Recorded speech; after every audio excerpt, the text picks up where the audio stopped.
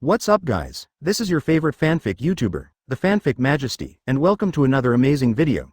You can follow me on Patreon for exclusive stories. Tenko Chapter 201, Enchanting Woman Chi-Moji Bang. With a loud bang, Hancock's red high heels collided with Cutting's fist. Cuttings, who had transformed into an ancient ape-man beast, was so powerful that he directly knocked Hancock dozens of meters away. Hancock turned in the air and landed gracefully. Cuttings looked at the stunning woman in a red cheongsam in front of him and laughed. Ha ha ha ha, you are worthy of being the Empress. You are powerful and outstanding in appearance. How about we talk about a deal? Hancock lowered his head and did not speak. Seeing that she did not answer, Cuttings continued. Many celestial dragons are coveting your beauty. If you surrender now and go back with me, I can ask Kaido and Big Mom to release Luo Te. Hearing Cutting's words, Hancock could not suppress her anger. The time when she became a slave of celestial dragons when she was a child was a shadow that she would never get rid of in her life. At this moment, it seemed that she could still feel the slight burning pain on her back. However, whether it was out of hatred for the world government or trust in Luo Te, she could not agree to this request. Moreover, she knew clearly the style of the world government. There was never fairness and no promises in their place. Every word they said and every promise they made could be immediately regretted in the next second. If you don't say anything, I will take it as your agreement.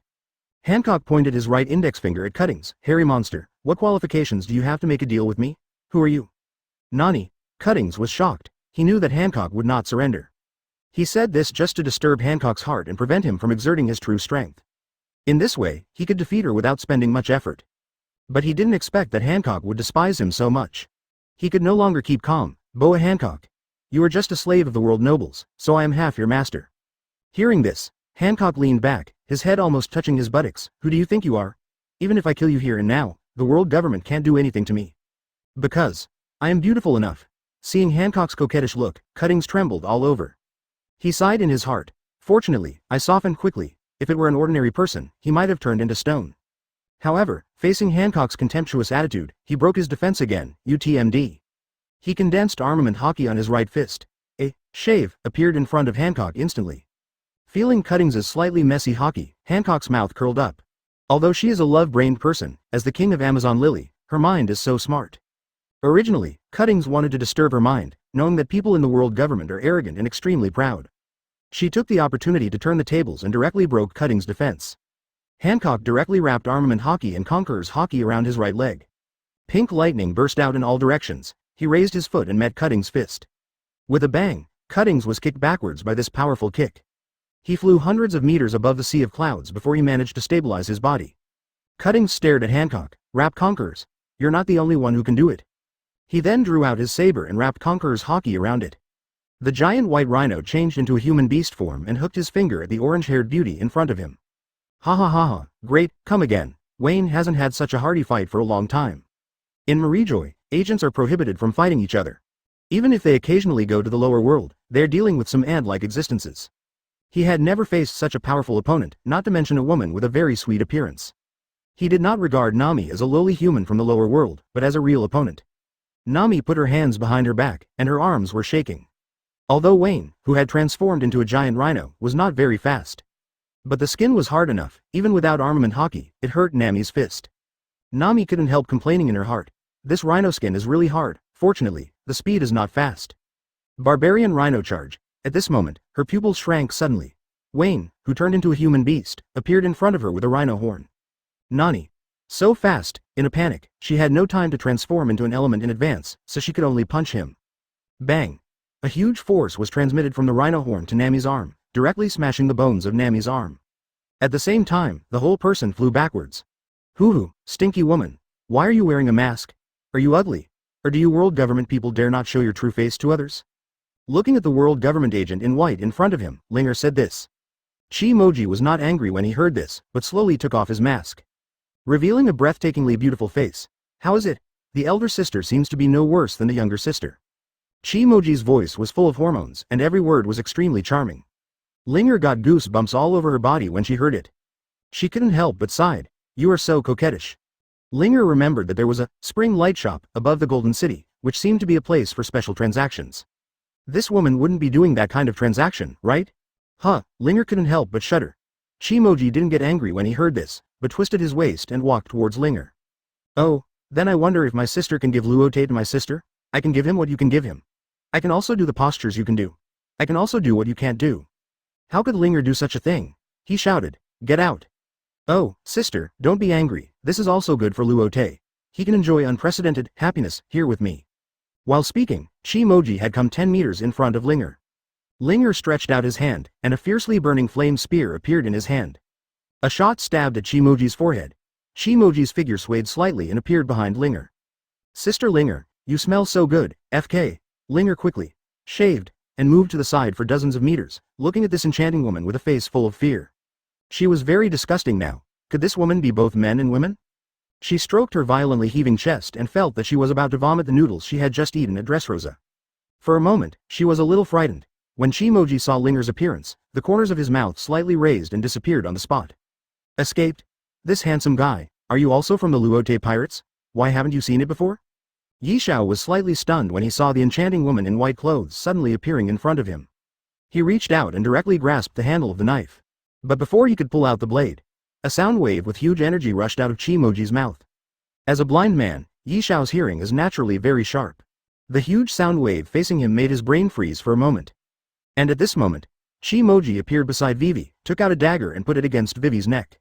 Chapter 202. Another battle with Big Mom and Kaido. Mom, Luo Te, I have to thank you. If it weren't for you, my strength wouldn't have reached a higher level. Big Mom looked at the unbelievably young man in front of her and felt a little emotional. She was indeed dead after the last battle with Luo Te. But it was because of her death that she swallowed the soul in her body and made her soul truly pure. Before, because another soul was living in her body, her devil fruit could not be awakened. It actually awakened during this soul fusion process. Luo Te carefully sensed Big Mom's strength and couldn't help but nod. Now Big Mom's strength should be close to Whitebeard's strength, and her title of the weakest 4 emperors should be successfully removed. However, he just snorted. Oh, you are still not strong enough in front of me. Big Mom was not angry when he heard it, but laughed. Mom, Luo Te, enjoy the last time. Kaido raised his mace and looked at Big Mom. Woo lala, old woman, we haven't fought together for many years, right? Big Mom responded with a smile. Yes, Kaido, don't hold me back this time. Kaido laughed and shouted. Old woman, who are you looking down on?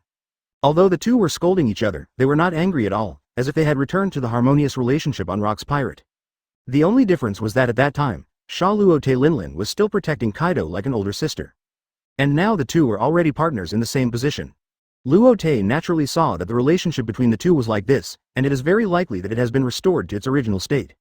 Then what he will face next is really the combination of 2 top 4 emperors. The last time he was able to defeat them, he had to rely on Big Mom's strength not yet restored to the edge of the sword. Kaido was already seriously injured before the battle. This time, even Luo Te himself had no confidence. Phew, everything depends on human effort, so he had to give it a try. He was too lazy to talk, so he stretched out his hand in the air and the electromagnetic knife appeared. He appeared in front of Big Mom in an instant. Draw the sword and cut. In just a moment, the blade approached Big Mom's face. However, Big Mom's pupils changed several times, showing several black and yellow concentric circles. Luo Te's heart was slightly shocked, and he felt his soul trembled for a moment, and at the same time, the movement of his hand slowed down for a moment. At this moment, Big Mom raised his fist and hit Luo Te's head. Bang! And Luo Te was thrown out by this punch. In the air, Luo Te came back to his senses and tried to control his posture. He felt that his soul seemed to be out of control just now. It was as if he was about to be sucked in by Big Mom's concentric eyes. Could it be that Big Mom's soul fruit has awakened? He wiped the blood from the corner of his mouth and didn't intend to care about it anymore. An electromagnetic teleportation appeared next to Big Mom again. He wrapped Conqueror's Hawkeye around his right flip-flop, and for a moment the whole flip-flop was shining with purple-black lightning. He raised his hand and cut Prometheus with a knife. At the same time, with the blessing of electromagnetic force, he kicked directly on Big Mom's fat face. Big Mom was kicked and fell down. Mom, seeing Big Mom falling towards the sea, Zeus flew at high speed to block Big Mom. However, Big Mom was like a red-hot iron body, directly knocking a hole in Zeus, and the momentum was still unabated. Zeus ignored the hole in his body and continued to pursue Big Mom. During the pursuit, he saw that the hole in Zeus' body was lingering with purple soul power, and it was gradually healing. Similarly, Prometheus, who had just been cut in half, also had some soul power. When Zeus caught Big Mom again, its body had completely healed. And Big Mom's falling figure also slowly stopped. Seeing this, Luo Te frowned. If he was based on the strength he had when he first fought with Big Mom, he would naturally not be able to catch his kick. Unexpectedly, his attack this time did not work, and just as he was thinking, he felt a sharp gust of wind rising towards the back of his head. In his super hard net, he sensed that it was Kaido's mace. He disappeared from the spot in an instant, and then appeared on top of Kaido's head. Then he wrapped Armament Haki and Conqueror's Haki around his supreme big slippers. With a front flip, the flip-flops kicked Kaido's head firmly. With the huge force and the extremely powerful Haki, the slippers didn't even touch Kaido's head. In an instant, countless red and black lightning burst out and spread around, shaking the clouds in the sky apart. Ah, puff, this kick made Kaido bleed directly, and his body shot towards Big Mom. On the way back, Kaido turned into a blue dragon. He and Big Mom, who had just stabilized their bodies, were suspended in the air. Mom, Luo Te boy, did you not eat? It doesn't hurt. Big Mom smiled and touched her left cheek, not caring at all. Luo Te raised his lips. Really? Then you better be careful next time, don't die here. The blue dragon transformed by Kaido saw Luo Te's excitement and said, the more disadvantageous it is, the more excited you are. What a strange young man. Luo Te shook his head and appeared in front of Big Mom and the others in an instant. Turn around and kick. The flip-flops wrapped with Conqueror's Haki and Armament Haki, shining with red light, fiercely kicked at Big Mom's left temple. Napoleon. Big Mom held Napoleon in her left hand and blocked her left side. At the same time, Kaido's blue tail wrapped with purple-black lightning attacked Luo Te. Luo Te frowned, but did not retract his feet, but just bent his arms to block in front of himself. Added a stream of Haki to his feet. Big Mom could not resist Luo Te's kick, and was kicked to the right at a high speed like a stream of light. Similarly, Luo Te was also shot far away by Kaido's one tail. Kaido laughed and looked at his masterpiece. Ha ha ha, Luo Te boy, lousy is Kaido. But before he finished speaking, he was kicked in the chin by a flip-flop. Suddenly, the whole dragon flew into the sky like an arrow from a string. Give up resistance, otherwise I don't know the weight of my dagger. Shimoji's voice sounded like it came from a brothel, ultimate charm. Luo was horrified when he saw this scene, and asked me to move to Vivi. How dare you be distracted when fighting with us? Chapter 203. Vivi is rescued. Bang. Before Luo could come to support him, a sharp sword light fell on his back. At the same time, he rushed forward at a high speed. Hiss, he felt that his body was about to be split in half. He couldn't help but spit out a mouthful of blood just after he stabilized his body. He turned around and saw Snark standing behind him with a sword, and drops of blood dripped slowly from the blade. Snark reached out from his pocket and took out a white handkerchief, wiped the blade, and said, I don't know how much fighting power you can still have after being hit by this move. Luo just glanced at him, then turned his eyes to Vivi's direction.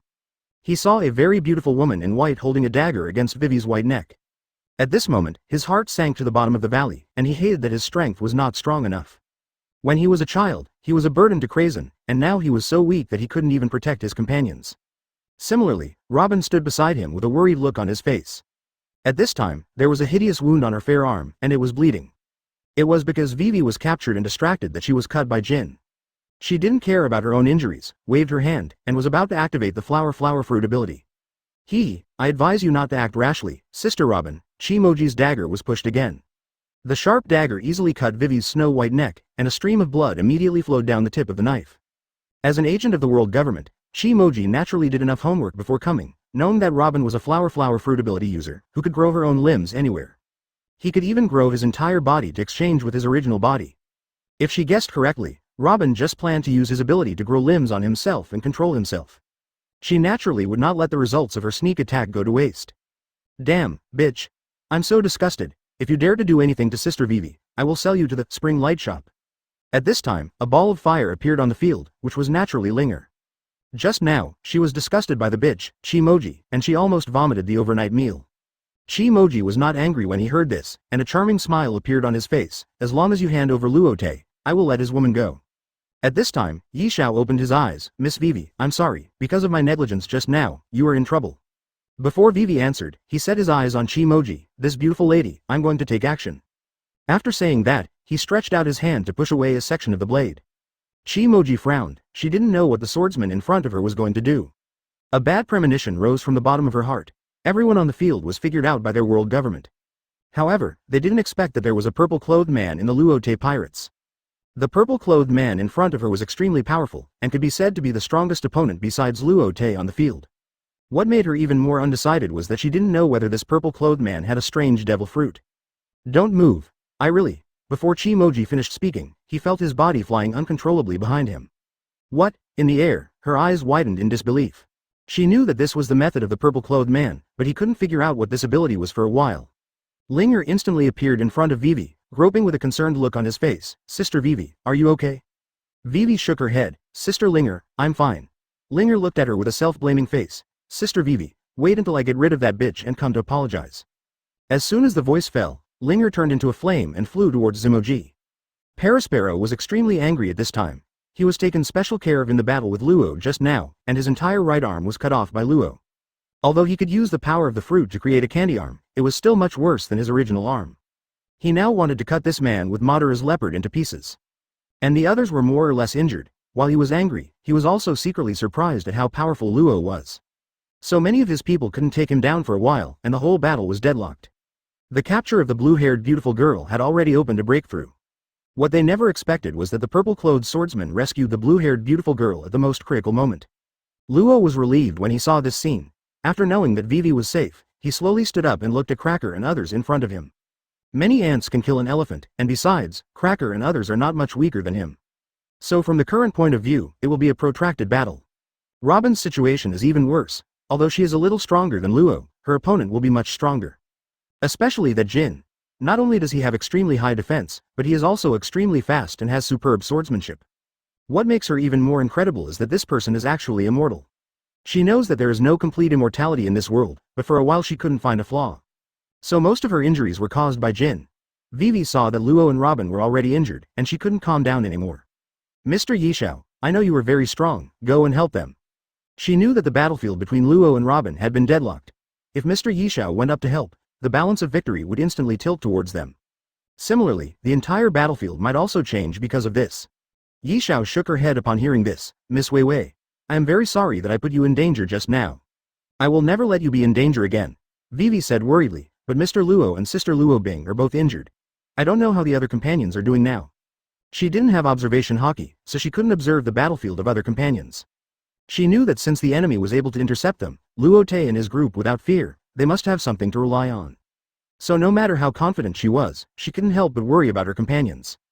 Yishao put the blade back into the sheath and said slowly, Don't worry, Miss Vivi, I will definitely take action when necessary, and I can't let my companions fall into danger. Linger looked at the extremely charming woman in front of her and was secretly surprised. She could naturally feel the power contained in Yishao's move just now, and even she couldn't easily block it. And the woman in front of her was just a little messy, and she was not injured at all. It must be said that although this woman is coquettish, her strength is not to be underestimated. Chi-Moji Hongchen raised her head slightly, stretched out her slender fingers like green onions, and lifted the broken hair on her forehead back, showing her whole charm. She looked at the red-haired loli in front of her and said, Sister Linger, don't be so angry. Sister knows that the blue-haired girl should also be Luo Te's woman. If Sister helps you kill her, then Sister won't have one less person to share Luo Te with, right? Linger reached out and wiped her white arm, and a chill came. Shut up, you coquettish thing. Just then, a familiar laugh came. Yeah ha ha ha. Chapter 204. Support arrives.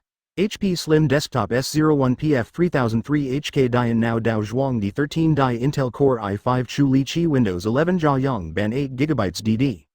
A purple lightning flash appeared in the center of the field. It gradually turned into a man with long earlobes and naked upper body. Nani? Chi-Moji was extremely surprised to see the person in front of him. How did you appear? Brother Enel. The person who appeared in the field was naturally Enel, the thunder god of the Luo Te pirates. Enel turned around and faced Chi-Moji, stretched out his right hand, and drilled his ear with his little finger. Somewhat carelessly, he said, I heard that someone is going to attack our Luo Te group. Chi-Moji twisted his waist and slowly walked towards Enel. She opened her red lips slightly. No, I was just playing games with Sister Linger, and Sister Linger said she wanted to share Luo Te with me. She turned her head and looked at Linger, right, Sister Linger? Enel was almost indifferent to Chi-Moji's voice full of female hormones. And just hearing this voice, he felt sick. Seeing this, Linger turned into a flame and blocked the final grade. Enel, leave this bitch to me. Enel nodded. Paraspero saw Enel appear and shouted. Don't worry about Enel, gather all your strength and kill this Luo for me. Candy armor. He activated the fruit ability and wrapped himself in a huge candy armor. He rushed towards Luo. Cracker and Snark saw Enel appear, so they naturally stopped holding back. One of them rushed towards Luo with a sword. Enel took out his little finger and blew it in front of his mouth. It seems that you have never seen the power of thunder. As soon as the voice fell, he turned into lightning and disappeared. Appeared beside Luo, 50 million volts, discharge. The two hands turned into two giant lightnings, attacking Cracker and Snark respectively. The speed of lightning was extremely fast. Cracker and Snark were hit without any reaction time. Bang! Bang! With two loud noises, Cracker and Snark flew backwards like two meteors. At the same time, puffs of green smoke came out of their bodies. Room. Seeing this, Law also activated his ability and swung his sword at Parasparrow. Parasparrow, who was already overwhelmed by anger, had no time to make any resistance and was cut in half by Law. When Jin saw this scene, his pupils shrank sharply, expecting that Luo Te's group might all come to support. Originally, their battle was already in a stalemate.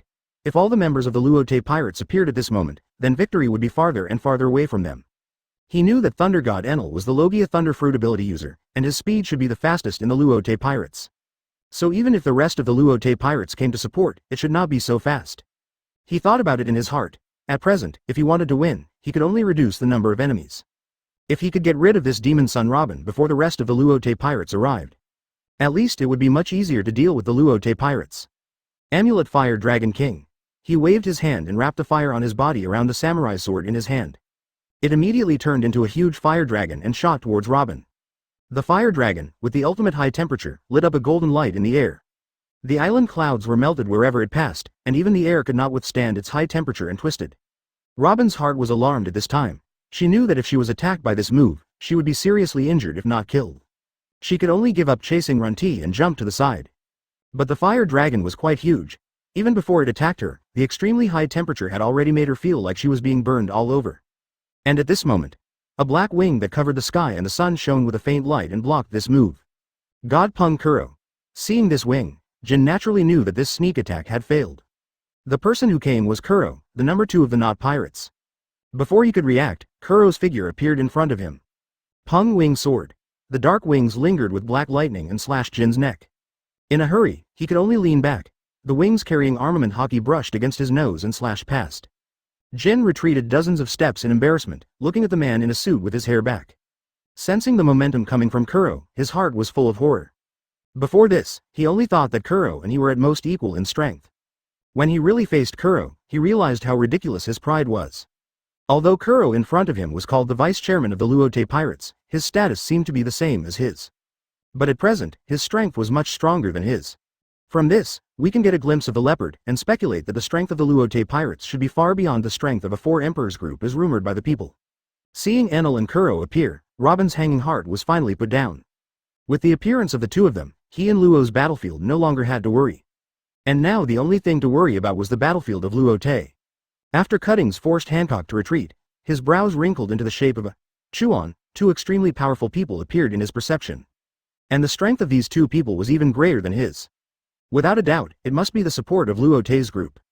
Hancock also noticed it, and she knew that the people coming were Kuro and Enel. Cuttings looked up at the sky, a little unbelievable. This circular space is an electromagnetic shield developed by Vegapunk.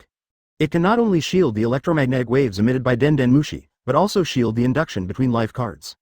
I don't know how those 2 people got in. Since these 2 people can get in, does it mean that Luo Te's group is on the way?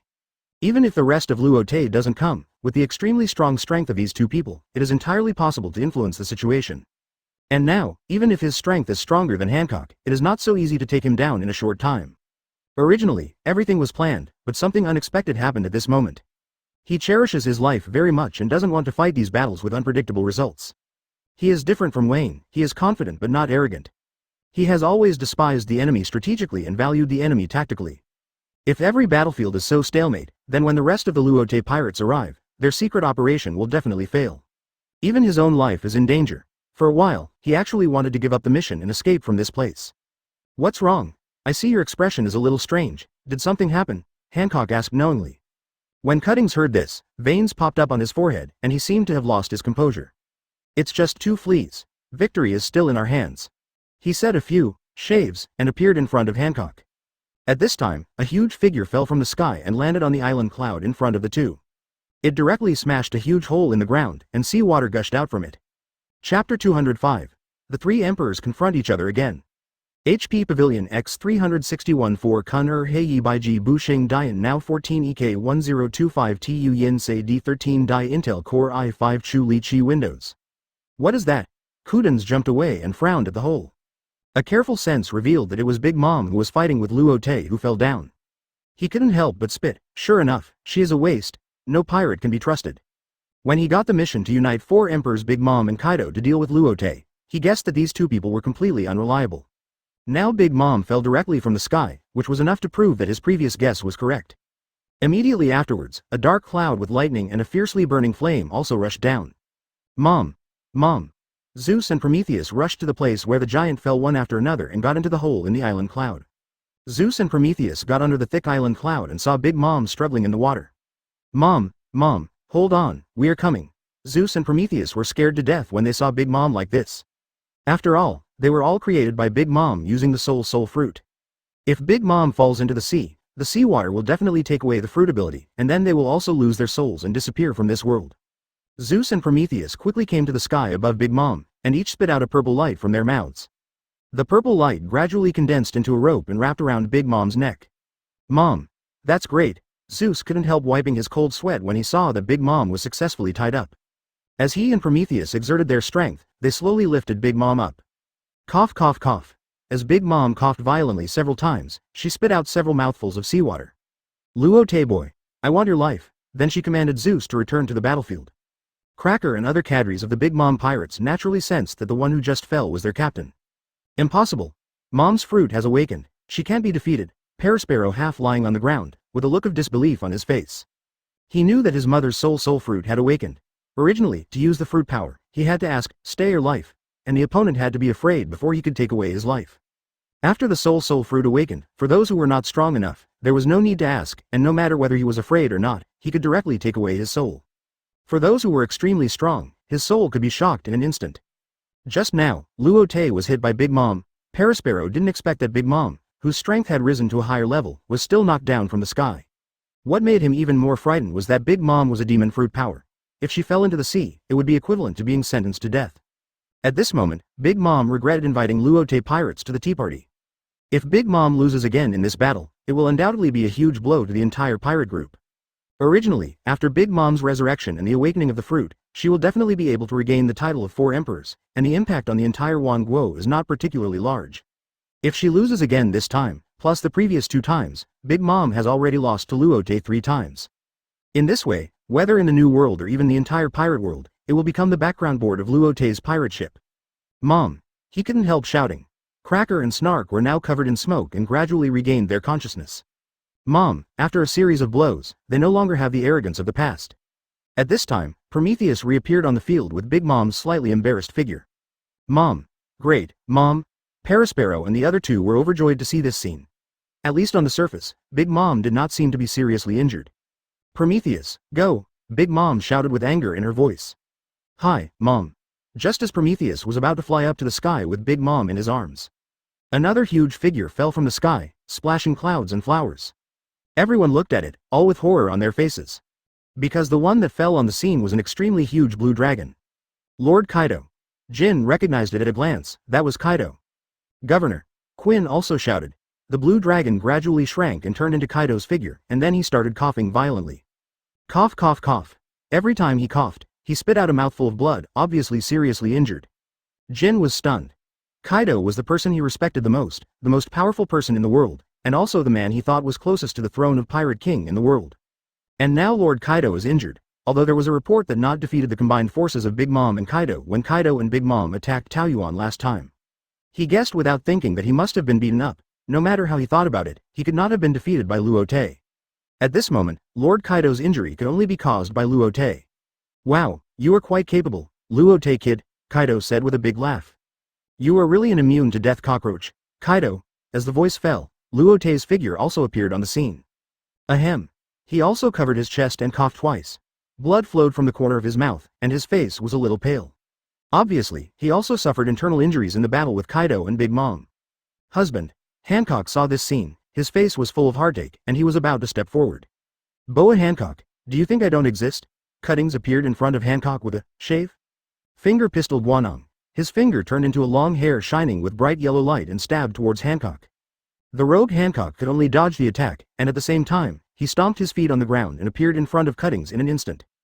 Big perfume femur. As soon as the voice fell, the high heels of Conqueror's Hawkeye appeared on Cuttings' chest. Roar. Cuttings roared and his upper body turned into a giant ape, and he also condensed Conqueror's Hawkeye on his chest to block Hancock's kick.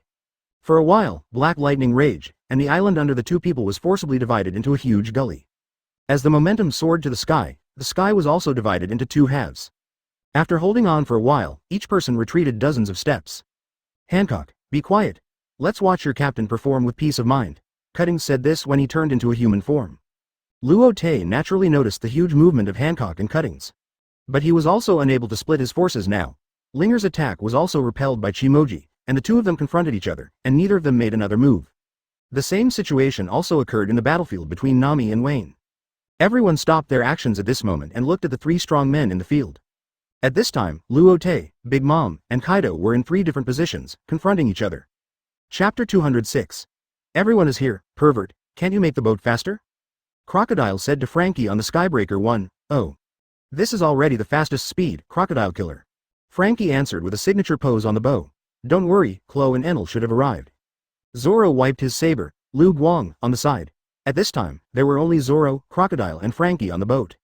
Crocodile was worried that Enel would definitely raise his tail and count his achievements one by one in front of him. He didn't want to compete with Enel, he just couldn't stand Enel's self-righteous look. When they received the news that Luo Te's group was blocked, everyone went to the marked position as soon as possible. What's more, Skybreaker 1 was improved before departure, so it took a long time. Crocodile looked at the green light flashing on the screen in his hand and was a little anxious. Similarly, Zoro and Frankie also had some anxious expressions on their faces. Obviously, they were all worried about the safety of their companions. Because the news they received was that they encountered 4 emperors and 3 mysterious people. From Nami, we learned that the 3 people were most likely from the world government. Each of them had strength that was not weaker than the admiral of headquarters. In addition, the Beasts Pirates and the Big Mom Pirates brought a lot of cadres. So even if the entire Luo Te Pirates were dispatched, there would be a lot of pressure. What's more, there were only half of the Luo Te Pirates at that time, and it was naturally not so easy to deal with such a powerful lineup. It's almost there. Hearing Frankie's words, Zoro stood up, with a bloodthirsty arc at the corner of his mouth. His face was full of fighting spirit. Obviously, he was ready to fight a big fight next. As the small black dot on the bow gradually grew larger, the 3 of them saw clearly that it was a pure white continent. What is that? Frankie was a little surprised. When the Skybreaker number 1 got closer, they could see clearly that it was a huge island made of island clouds. It's Nami's ability, Zoro said. I sensed it, they are all on this island. Crocodile turned into a sandstorm and disappeared on the bow after he finished speaking. Seeing this, Zoro also jumped and disappeared on the deck. He left a message in the air. Frankie, the ship is in your hands, we will go up to support first. Oh, you go, I'll be there soon. What's going on? Why are you all stunned? Yeah, ha ha ha, are you afraid of the power of this god? Enel couldn't help laughing when he saw that Cracker and others had no intention of taking the next step.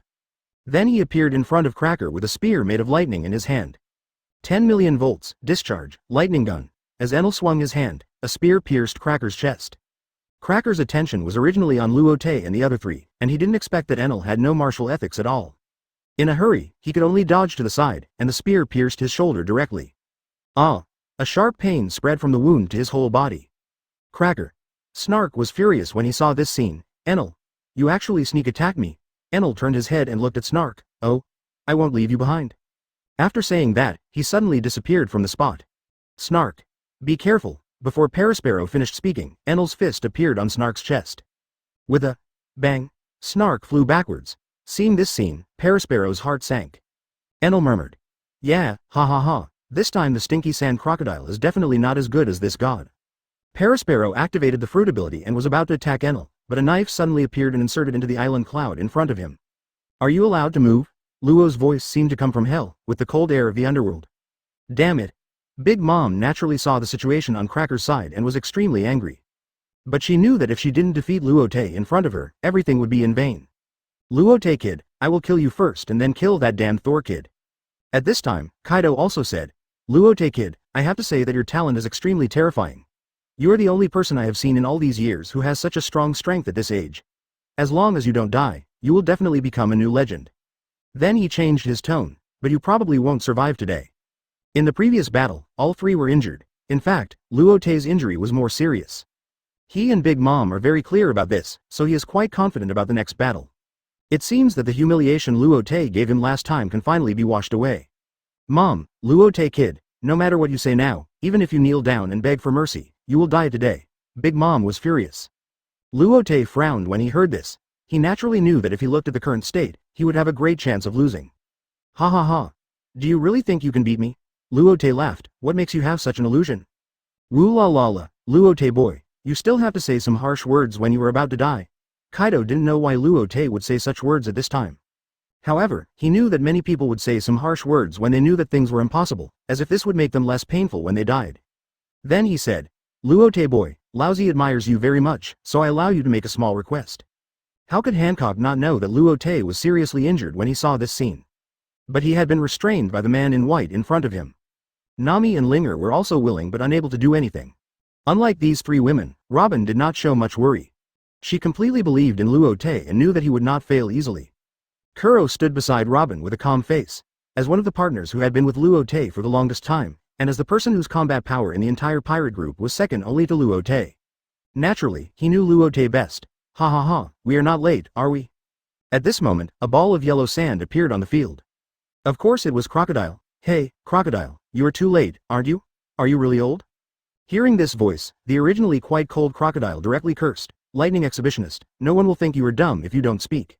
Hee. Can you two not fight as soon as you meet? There are many people here. Zoro appeared on the field on Moonwalk. Hancock, Nami and others were relieved when they saw the two people who suddenly appeared. It seems that they don't have to worry about this battle. Oh, I am not late, am I? At this moment, a cyborg with jets of air under his feet appeared on the field like a stream of light. It was Frankie. Kaido and Big Mom did not change their expressions. They knew that if Luo Te failed, then it would be meaningless no matter how many more people came. Alas, Luo Te couldn't help sighing when he saw Big Mom and Kaido still looking confident. It seems that holding back would be a bit unreasonable. As soon as he finished speaking, countless purple-red lightning burst out from his body. Chapter 207. Luo Te's Strength. HP 15.6 Kun Bai Ji Bu Xing Dian Now 15's FQ 5057 TUD 12 Die Intel Core i5 Shu Li Chi Windows 11 Jia Yong Ban 15.6 inches Dui Zhao. A transcendent aura suddenly erupted from Luo Te, sweeping the whole world. Lightning shot out, and the island clouds around Luo Te turned into foam. The gloomy sky was also broken by Luo Te's aura, and the sun shone down easily. For a moment, it seemed that Luo Te was the only one left in the whole space. Waves of dark red hockey spread out from Luo Te to the surroundings, and the sea surface was also rolled up by thousands of huge waves. The whole sea seemed to boil, and fish after fish could not bear this aura, and jumped out of the sea and swam on their backs on the sea. Cracker, Snark, and Perospero were already seriously injured, and they lost consciousness and fell to the ground under the aura of Luo Te. Runti, Page 1, and Foz F were also trembling all over, and almost had no fighting power. Such a powerful hockey, Jin's eyes trembled, and he couldn't help but sigh. Even though they were hundreds of meters apart, he still felt an unprecedented sense of oppression from Luo Te. This sense of oppression was much stronger than the anger of Lord Kaido. Is this still the aura that humans can emit? It's so terrifying. At this moment, Kui's muscles were trembling constantly under this powerful aura. He murmured, impossible. How could Luo Te be so strong? Kaido has always been their heaven, and they think that he is the ceiling of combat power in this world. And now there is a person who can almost completely make him lose his combat power just by his aura. It simply broke their three views. Kaido's pupils suddenly shrank. What is this? At this moment, he felt an unprecedented threat from Luo Te. Standing in front of Luo Te, it seemed that even his life and death could not be controlled. After just a moment of shock, his smile reappeared on his face. He couldn't help laughing and said, wow, Luo Te boy, I didn't expect you to have such strength. It's really exciting. At this time, he had completely forgotten that he came to kill Luo Te. When he thought about having a hearty battle with such a strong man, his heart couldn't help but beat wildly. Kaido's favorite thing in his life is to fight with strong people, constantly challenge his own limits, and then become stronger step by step, becoming the strongest creature in the pirate world. Zeus and Prometheus were all silenced under the impact of this powerful hockey. Big Mom also fell to the ground because she had no carrier. Her eyes were wide open. As a soul fruit ability user, she actually felt the ultimate oppression from the soul level at this moment. You know, she has now devoured a soul, and with the help of the soul fruit, no one in the world can be stronger than her in terms of soul power. Mom, Luo Te boy, it's just bluffing, watch me beat you back to your original form. Huh, Luo Te couldn't help but exhale, he could feel that every cell of his body was full of energy at this moment. This was the first time he showed his strength in front of others after his fruit awakened. Even the people in Luo Te's pirate group didn't know. He slowly raised his head and looked at Kaido and the other person, and said, are you ready for the storm? Before he finished speaking, a figure appeared in front of Kaido. He was so fast that even the space around him could not withstand it and was directly torn apart. Kaido did not react at all, and the flip-flops wrapped with blue-purple lightning appeared on his face. Bang! With a loud bang, Kaido was like a meteor, speeding towards the distance. Nani! Big Mom did not see Luo Te at all, only saw Kaido being attacked and shot out. But before she could react, a fist wrapped with black lightning attacked her chin. Suddenly Big Mom flew towards the sky like a firework. It was not until Kaido and Big Mom were all knocked away that the people on the field reacted. Impossible. How could this Luo Te be so strong? Cuttings was in disbelief. Even from such a distance, he could feel the ultimate oppression from Luo Te. And even before he could see how Luo Te attacked, Kaido and Big Mom were knocked away. Even he had never seen such fighting power before, and it was possible that only that Lord I Am could be better. And such a person seemed not to exist in this world. Before he could react, a figure with countless lightning flashes appeared in front of him. Then a fist wrapped in sharp electromagnetic force was printed on his chest. The fist went straight through his chest like a knife cutting tofu. Ah! An ultimate pain and a strong sense of suffocation spread throughout his body, and his pupils gradually focused on the figure in front of him. Luo Te. Dare to attack the world government, you. Your Luo Te pirates will be destroyed, even if you have such strength. The world government is far stronger than you. After saying this, his vision was gradually shrouded in darkness, and he slowly collapsed to the ground. Cuttings. Seeing Cuttings being killed in seconds, Wayne was stunned. Although the two of them usually don't fight each other, they are on the same front in the lower world. Moreover, Cuttings and his strength are almost the same, but they were both killed in seconds. Thinking of this, he prepared to transform into the ancient rhino form, but Luo Te's electromagnetic knife would never let him do what he wanted. Draw the sword and cut. As a voice that seemed to come from the 18th level of hell sounded, Wayne's head was separated from his neck. How? How could it be? Wayne's vision spun and gradually fell into darkness. After doing all this, Luo Te raised his foot and slowly walked towards Chi-Moji. Chi-Moji looked at this person who was emitting lightning all over his body and was stunned for a moment. His legs were as heavy as if they were filled with lead, and he couldn't move a step. In just a moment, she changed her expression with difficulty, showing an extremely charming look. Brother Luo Te, are you here? I miss you so much. I came here for you from the beginning. While saying this, he unbuttoned his chest buttons, and he could still see the big white rabbits. Brother Luo Te, come on, favor me, although this is not my first time, but my skills are definitely the best in the world. I will definitely satisfy you. She was as fragrant as orchid, her face was flushed, and her waist kept twisting. She could clearly feel the murderous intent coming from Luo Te, so he had to believe the rumors on the sea. Chi-Moji knew that her appearance and figure were first class, although she could not say that she was better than Luo Te's women. She was more coquettish than Luo Te's women, maybe Luo Te just liked her type. Seeing Chi-Moji exuding his hormones so unscrupulously, even Luo Te was distracted for a moment. In a moment, his eyes regained clarity. I sensed everything you did just now. Chi-Moji naturally knew what Luo Te said, and said in a panic, brother, listen to me. But before he finished speaking, a spear surrounded by lightning pierced her forehead. Brother. She opened her mouth, and her enchanting body slowly fell to the ground. Luo Te looked around and said, let's go back to Taoyuan. Ling Er pointed at Jin and others, and wanted to say something else. Luo Te shook his head. Chapter 208, Vivi. Luo Te spat out a mouthful of blood as soon as he returned to the Skybreaker. This scene scared Ling Er and others. Luo Te, are you okay? Hancock also hurried forward to support Luo Te. Husband, are you okay? Vivi also came to Luo Te with a worried look on her face. Luo Te. Luo Te waved his hand. Let's go back to Taoyuan first. Enel waved his hand to control the Skybreaker to move towards Taoyuan at a high speed. Klo frowned slightly at this time, realizing that things might not be so simple. Luo Te snapped his fingers, and suddenly an electromagnetic barrier enveloped the Skybreaker. Then he sat down slowly, looked around, and said, things are more complicated than we thought. What do you mean? Robin felt that something was wrong at this time. Luo Te sighed and replied slowly, in fact, I can't maintain that state for long, even the Senzu beans can recover in a short time. The combination of 2-4 emperors is not so easy to defeat. Even I am the same. Kiro and others nodded when they heard it, knowing that Luo Te should be telling the truth. Everyone knows that it is not so easy to defeat 2 ceiling-level opponents. Then you vomit blood? Hancock asked at this time. Hearing Hancock's question, the others were also quite confused. They had never seen Luo Te injured so seriously. Luo Te pointed to the sky and slowly said, I did it on purpose. Just now I felt someone was spying on us. Kiro nodded when he heard it. I also felt that way, as if there was a pair of eyes staring at us. Zoro said, I feel the same way. Why didn't I sense it? Linger tilted his head and looked up at the sky again, but didn't find anything unusual. Robin crossed his arms over his chest. Could it be the king of the world? Luo Te did not deny this view. It should be him. So you spit blood just to show him? Bang, Luo Te snapped his fingers. Bingo, Robin is smart. Nami couldn't help but punch Luo Te on the head when he heard Luo Te's answer. Why didn't you say it earlier? You made us so worried about you. Luo Te could only raise his hand to admit his mistake. I was wrong. I just had a sudden idea, and if everyone knew it, it wouldn't have any effect. Enel said with some dissatisfaction on the side. I said we don't have to be afraid of that world government now, just do it directly. Crocodile couldn't help but sneer when he heard it. You don't even feel like you're being spied on, how can you say such a thing? What? Are you itching for trouble? Stinky Sand Crocodile. Enel looked like he was going crazy. Anyone on the ship can confront him except Crocodile. Chloe said at this time, I think Luo Te should do this for many reasons. Because our current strength has already posed a threat to the world government, they will definitely focus on us. And with our current strength, we cannot deal with the world government, so Luo Te does this to confuse the world government and let them relax their vigilance. At the same time, because of the failure of Big Mom and Kaido to unite with the world government this time, they will most likely not cooperate with the world government in the future. There will even be a lot of rifts.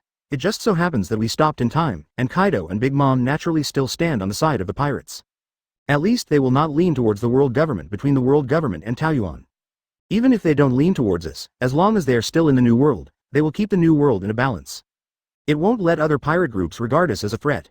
After listening to Chloe's words, Enel scratched his head. I don't understand, you have more words, I listen to you. Linger also tilted his head and looked at Luo Te, and asked, is that so? Luo Te nodded. It's similar to what Chloe said. We are still far from being able to deal with the world government now. From what I know, the admiral-level combat power of the world government is no less than a dozen people, and there will be more in secret. What? Are they so powerful? Linger was a little unbelievable. Robin said at this time, maybe the strength of the world government is far more than what Luo Te said. After all, their position has never been shaken in the past few hundred years. Oh, so annoying, you say, I'm going to sleep. Enel has completely become a reckless man after joining the Luo Te pirates. He doesn't care about anything except fighting. In such a group of people, his head has become a decoration. But he also saves trouble. It is naturally the most comfortable to have someone as a nanny. Next, improving everyone's overall strength is the most critical. Luo Te said and waved his hand. Let's go back first. Taoyuan. The lives of the people are still the same, and they have not been affected at all. They don't know that the Luo Te pirates are in danger. Luo Te, I'm so scared. I'm not afraid of death, but I'm afraid that I won't be able to see you again after death. Vivi leaned on Luo Te's shoulder and said so. Luo Te scratched her nose. Silly, you scared me to death too, you know? When Vivi was held hostage by Chimoji, he was also scared to death, but at that time he was restrained by Kaido and Big Mom and couldn't get away. He was even beaten by Kaido because of this. He didn't feel relieved until he saw Yishao successfully rescue Vivi. If Vivi really got into trouble, he didn't know how he would blame himself. So now Vivi is leaning on his shoulder alive and well. He couldn't help but hug this delicate body tightly. I will never let you fall into danger again. Vivi raised her head and looked at Luo Te, her eyes full of tenderness and sweetness. Even though she knew that Luo Te had many women, she still fell in love with him without hesitation. It could be the maturity and wisdom beyond his age when he first saw Luo Te. It could be the powerful strength he showed when he liberated the Sand Country from Crocodile. It could be the miracle of changing the climate of Alabasta. It could be the eloquent talk at the meeting. There are many reasons why she fell in love with this extremely young man. Luo Te, I love you. Luo Te's pupils dilated when he heard the words, and a strong sweetness rose in his heart in an instant. It was like the feeling of drinking the first mouthful of Sky Island coconut. Vivi, I love you too. Vivi turned around and put her arms around Luo Te's neck, kissing Luo Te directly with her lips. For a moment, Luo Te was shocked by Vivi's initiative. After a little recovery, he also hugged her body tightly. He stretched out his hand and created an electromagnetic barrier. After a while, the strong feeling of suffocation made Vivi gently push Luo Te's body away. At this time, her pretty face was slightly red, her eyebrows were like spring mountains, and her eyes were like autumn water. In the original book, Vivi was already very beautiful. After seeing her, Luo Te realized that the princess of the Sand Country was also breathtakingly beautiful. He was stunned for a moment. Vivi, you are so beautiful. Vivi was embarrassed by Luo Te's naked eyes. Ah. Luo Te stretched his waist and picked up Vivi and disappeared from the spot, appearing in his own palace. Woo. Vivi was about to say something, but her red lips were blocked by Luo Te. Be gentle, 10,000 words omitted here. Chapter 209. Return to the Moby Dick. It was not until noon the next day that Vivi woke up tremblingly. When she opened her eyes, she saw Luo Te looking at her tenderly. She just moved her body slightly, and she felt a tearing pain. She couldn't help but grit her teeth and rolled her eyes at Luo Te. But when she thought of last night, she couldn't help blushing again. Luo Te pinched this tender face. Silly, how can you be so beautiful? Hearing this, Vivi buried her head directly in Luo Te's chest. The warm breath hit the skin on his chest, just like injecting Luo Te with a shot of stimulant. No, don't. Vivi noticed the strangeness of little Luo Te and waved her hands repeatedly. Luo Te's powerful fighting power made her whole body numb now. Luo Te pecked her lips. Ah, it hurts. In the past few days, everything seems to be back on track. After Big Mom and Kaido returned to their respective territories, there was no movement. It seemed that the incident of participating in the encirclement and suppression of Luo Te's group had never happened. Luo Te was naturally happy to be free. What surprised Luo Te was that the world government did not take any action after that. You know, the world government lost 3 admiral-level combat forces. Could it be that such combat forces are not worth mentioning in the eyes of the world government? No matter what the world government is planning, Luo Te is also keeping an eye on it to prevent the world government from suddenly attacking you. After Yishao came to Taoyuan, he was entrusted with an important task and became the chief instructor of the entire Taoyuan, responsible for the training of all soldiers and guards. Of course, he was also happy to build Taoyuan with his own hands and watch Taoyuan become stronger step by step. Being able to build a bright place in this darkness also allowed him to realize his ambitions. Luo Te is very happy every day, and he finally doesn't have to worry about having nowhere to release his combat power. Similarly, the girls have been watered very well during this period. Luo Te, you may be interested in this report. Robin came over with a newspaper. What is it? Luo Te took the newspaper from her hand and read it carefully. This is it. Did it really happen? Luo Te saw the report in the newspaper. Naturally, it was the news that Blackbeard Teach killed Thatch. Although it only said that Teach killed the captain of the 4th Division, it did not mention the reason. But Luo Te was naturally clear. Seeing Luo Te's frown, Robin laughed and asked, "Do you want to go to the Whitebeard pirates?" Hearing Robin's words, Luo Te pondered for a while. Robin tilted his head and replied, "It is said that your disciple Ace went to chase Teach, don't you plan to ask? It's time to go and see." After Luo Te finished speaking, he slowly stood up and walked outside. Seeing this, Robin couldn't help but say, "Are you going alone?" Luo Te turned around and nodded, "I'm just going to take a look." "No. Who knows if you will do something outside." At this time, Nami walked in. Luo Te was speechless. "What do you mean by messing around?" Nami ran over and hugged Luo Te's arm. "No, we all have to go." Luo Te didn't dislike going out to sea with them. When they were together, they could talk about life. It's just that sometimes it's more convenient to do anything alone. "Welcome Captain Luo Te." With a loud shout, the sails of the Moby Dick were folded. "What is Shen Tu doing here? Why is he here again? Is he here to start a war? People with weak willpower should leave quickly. You can't stay sober in front of that man." For a moment, the Moby Dick was in chaos. Pineapple-headed Marco said, "Don't worry, Luo Te is not such a man." "Gulala, what is this Luo Te kid doing here again?" Whitebeard laughed while sitting on a chair. Boom. Boom. Boom. As heavy footsteps came, Luo Te slowly appeared on the deck of the Moby Dick. Hey, how much stronger has this Luo Te become?" Diamond George looked at his companions lying on the deck with a shocked face. Luo Te was obviously stronger than the last time he came. Is this man a monster? Is there no limit to the improvement of strength? "Hey, Luo Te, what are you doing?" Marco asked with a frown. Luo Te did not answer but walked in front of Whitebeard and slowly sat on the deck. "Luo Te kid, what are you doing this time? You are not just here to see me, an old man, are you?" Whitebeard stared at Luo Te with a puzzled look on his face. If there was nothing wrong, he knew that Luo Te would not appear on the Moby Dick for no reason. There is a gentleman's agreement between them, so fighting is unlikely. For a moment, I don't know what Luo Te's purpose is in coming to them. Luo Te took out a large jar of wine from the system space, first filled the wine bowl in front of him, and then threw the jar to Whitebeard. Whitebeard took the wine and smelled it. "Not bad, since I drank your wine last time, I have no interest in other wines anymore." Then he raised his eyebrows and looked at Luo Te, and asked, "Are you really just here to drink with me?" Luo Te smiled and shook his head. "Of course not, I heard that a vicious incident happened on your ship, I came to see." Whitebeard frowned when he heard this. George said in a somewhat unfriendly tone, "What? Are you here to laugh at us on purpose?" Luo Te ignored George, but looked up at the old man in front of him. "By the way, where is Ace?" Marco and others' hearts jumped when they heard this. They all knew the relationship between Luo Te and Ace. Hearing Luo Te's tone, they speculated that Luo Te might be here to ask for punishment. Whitebeard held the wine jar. He knew that what happened on their ship could not be concealed from the news media. Naturally, it was impossible to conceal it from Luo Te. Luo Te obviously came here knowing about this matter, but he was willing to answer because Luo Te was Ace's master. Ace went to chase Teach. He was ready to take a sip of wine. Luo Te said again, "I think you should know what Teach's strength is, right?" Whitebeard took away the wine jar and stared at Luo Te. "My son, how could I not know? No, he is no longer my son now."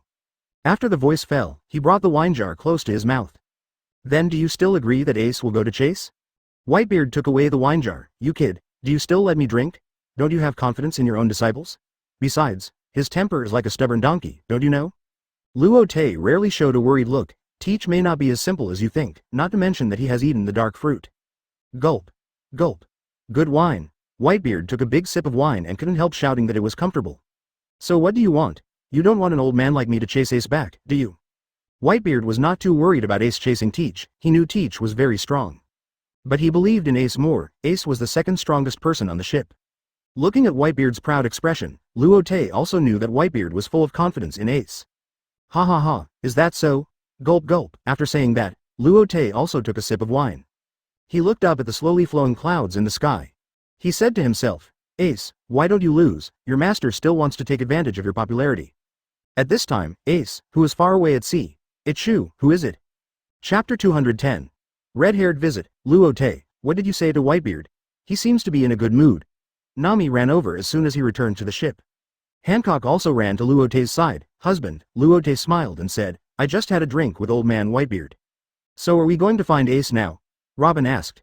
Luo Te shook his head. No, I believe in Ace, there will be no problem. Calculating the time, if Summit War really exists, it should be less than a year.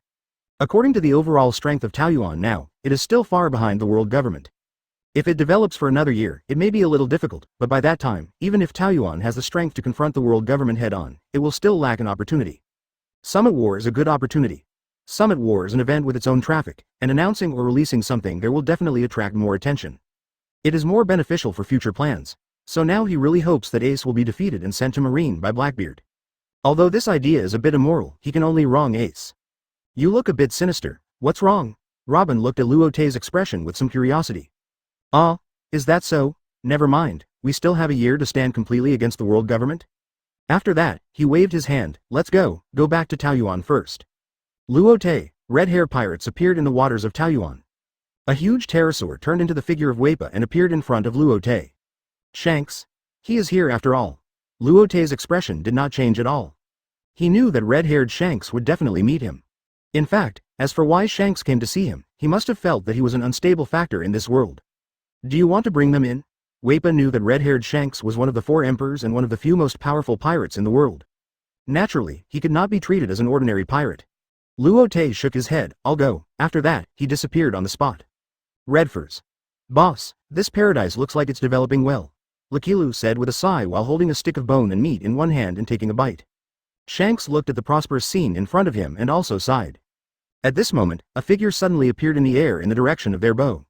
That's Luo Te, the God Slayer. He can actually fly in the air.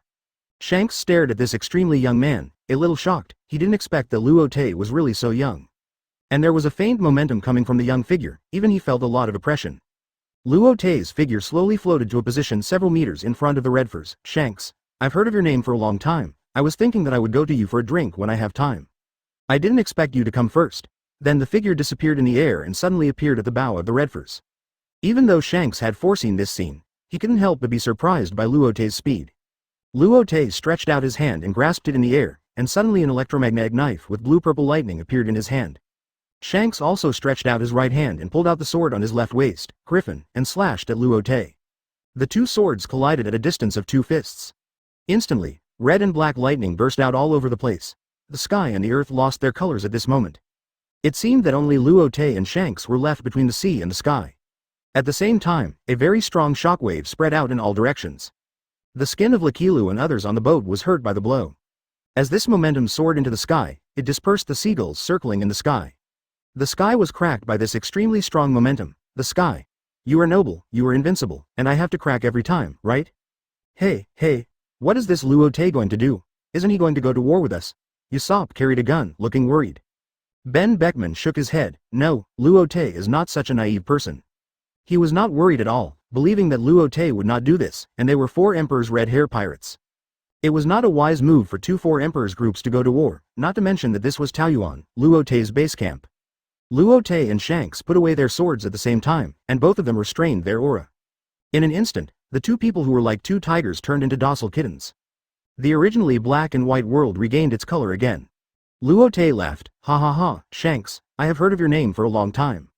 Shanks also laughed, it seems that your reputation is much greater than that of a cripple like me. Ha ha ha, it's all just some false reputation, not worth mentioning. Luo Te waved his hand. Shanks rolled his eyes at him and cursed with a smile, you kid. When Lakilu and others saw the 2 of them like this, they looked quite harmonious and were relieved. They just didn't know why Red Hair and Whitebeard, or Kaido, always had to make a scene when they met. The way they greeted each other was really special. Shanks, you came to Taoyuan this time, should not just to compliment me? Shanks nodded. I do have something to ask you. Okay, let's talk while walking. Luo Te flew forward. Please follow me, let me take you to Taoyuan. As the Redfurs slowly parked at the port, Luo Te also got off the ship with Shanks and his party. Looking at the extremely busy city in front of them, everyone was stunned. Is this still the new world? Is this still the world of the survival of the fittest? This is clearly a paradise, a rare paradise. For a moment, even Shanks was stunned, and couldn't help but turn his head to look at the young man next to him. I don't know how Luo Te did this. From the fight with Luo Te just now, I can clearly feel Luo Te's extremely strong strength. Even stronger than him. It seems that the rumors from the outside world are not groundless, and they are obviously worthy of the name. I wonder what Mr. Luo Te's dream is. Hearing Shanks' question, I knew that Shanks was just asking himself in disguise what such a high-profile action was for. Dream? Luo Te looked up at the sky. Don't you think this world is too crazy? This sky is too depressing. It's time to restore the light to this sky. Shanks' eyes condensed, staring at Luo Te in a daze, and said, this will cause the world to fall into a real war, and then the whole world will go crazy. Luo Te shook his head. Reading the original book, you will know that Shanks has always been trying to keep the world balanced. In the original book, Shanks stopped Ace from chasing Teach and said, if you don't stop it, the world will go crazy. With your identity, it's hard not to make me think too much when you say such a thing. Luo Te looked at Shanks meaningfully. Chapter 211. Shanks, oh, I wonder what Luo Te thinks I am.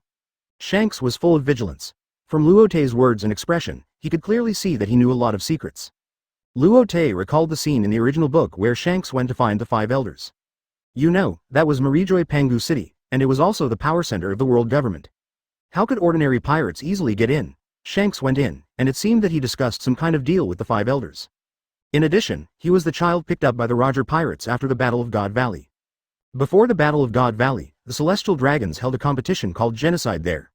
And the leader of the Knights of God, Feigeland Garinsheng, was very similar to Shanks. It was difficult for him not to connect these together. All signs indicate that Shanks has a very special identity. It is very likely that he is one of the world's nobles. I didn't expect such a person to choose to be a pirate. What's more important is that he deliberately took rubber fruit to East Blue. Luo Te would never believe that Shanks didn't know the mystery of the rubber fruit. Combined with Roger passing the straw hat to Shanks. So Luo Te has a bold guess.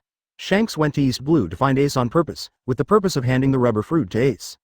But unfortunately, it happened to be eaten by Luffy. If Luffy was killed at that time, the rubber fruit would not easily appear in his hands again. And he knew that this fruit had its own consciousness. Since it had chosen Luffy, it was probably the guidance of fate. So he gave Luffy the straw hat that Roger passed to him. As for whether Shanks deliberately let the King of the Sea bite off his arm in front of Luffy, it is unknown. But there is something very strange in these events. Shanks was a pirate and was able to enter Pangu City unscathed. It seems that this is not the first time. If Shanks is an undercover agent hidden among the pirates by the world government, why not hand over the rubber fruit directly to the world government? Most of the pirates are going for the great treasure, which is undoubtedly the secret of this world.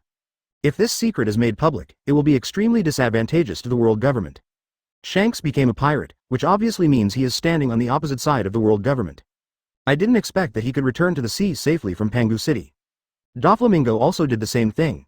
In the original work, Doflamingo also used his identity to publish fake news that he withdrew from Shichibukai. Do you know Feigeland Garinsheng, the leader of the Knights of God of the World Nobles? Hearing this, Shanks was stunned, extremely surprised in his heart. Obviously he didn't expect that Luo Te would actually say the term Knights of God. He became more and more vigilant, and he didn't expect Luo Te to know his identity. What do you know, and what are you going to do to this world? Luo Te laughed. I know more than you think. As for what I will do to this world, don't you know that there are a lot of dark things hidden under this seemingly peaceful and harmonious world? In fact, Luo Te still doesn't know whether Shanks is good or evil. So he said this to test Shanks. Shanks frowned upon hearing this. As a person of his level, he naturally peeked into the bottom of this world and knew that this world was hiding unknown darkness. Moreover, he had a close relationship with the world government. Do you want to overthrow this world? As he said this, he looked up and down at Luo Te, and had to admit that this young man was extremely powerful, and could be said to be the most powerful person he had ever seen. Even the former Captain Roger might not be as good as him. And he also knew that this world really needed someone to change it. But the guidance of fate was not Luo Te, but the sun god Nika was the liberation fighter of fate. Luo Te couldn't help but sneer. This world is already shaky, how can it be overthrown? Originally, after Luo Te crossed over, he just wanted to be an ordinary man with 3 wives and 4 concubines. But he had seen too many tragedies and saw the darkness at the bottom of this world. Only then did he have the idea of changing this world. He also thought that it was not very cool for a man to have such a dream. How could Shanks not feel Luo Te's sincere heart? He sighed, this world is more complicated than you think, you can't control it, boy. Luo Te raised his eyebrows, and naturally heard the meaning of Shanks' tone. Are you waiting for Nika? As Luo Te's voice sounded, it was like a thunder in Shanks' ears. Even his walking steps couldn't help but pause. He turned his head and stared at the young man in a daze. Who are you? Why do you know this? Luo Te couldn't help rubbing his eyebrows. Is Nika not a trap? What? Shanks was shocked. Nika was the guide of fate, and the world had never doubted the authenticity of this fate. Luo Te continued. Also, don't believe in legends. Of course, your own destiny must be in your own hands. Shanks looked at Knot with a scrutinizing attitude. The words of this man in front of him shocked him greatly. He originally came to Luo Te to ask him to stop in time and not to stir up this peaceful world. But he didn't expect Luo Te to say something shocking, and he really wanted to subvert this world. You have to know that Roger had known the history of the blank 100 years and understood the underlying secrets of this world, but he still failed in the end. I remember Captain Roger said before he surrendered, ha ha ha, it's still too early. If I could be born 20 years later, the world would be different. Roger's tone was full of regret, but there was a glimmer of hope. Now it's been exactly 20 years since Captain Roger surrendered. Could it be? He didn't dare to think about it carefully. The more he came into contact with this world, the more complicated it felt. Everything seemed to be controlled by a pair of invisible giant hands, and everyone was just a pawn in the hands of this pair of giant hands. At this moment, he actually saw the figure of Captain Roger in the young man in front of him. Luo Te knew that Shanks was well aware of the unfathomable nature of the world government, and had witnessed the failure of many pirates who challenged authority. When he heard that he wanted to subvert the world, he naturally determined that he would not succeed. He shook his head and pointed at the paradise. Since we are already here, let me take you on a tour. Shanks then raised his eyes and took a good look at this busy country. At the same time, Ben Beckman, Lakilu and others behind him also breathed a sigh of relief. Chapter 212. Ace arrives at Mermaid Island. HP Pavilion X361 4 Kun Heiyi Bai Ji Bushing Dian Now 14 EK 1025 TU Yin Se D13 Dai Intel Core i5 Chu Li Chi Windows. Just now, Shanks and Luo Te's topic has been about the secrets of the world. They couldn't interrupt, and the atmosphere became a little heavy. At this moment, Luo Te finally changed the topic and the atmosphere became relaxed again. Boss, it smells so good. There's a noodle shop in front that must taste good. Lakilu's voice came from behind.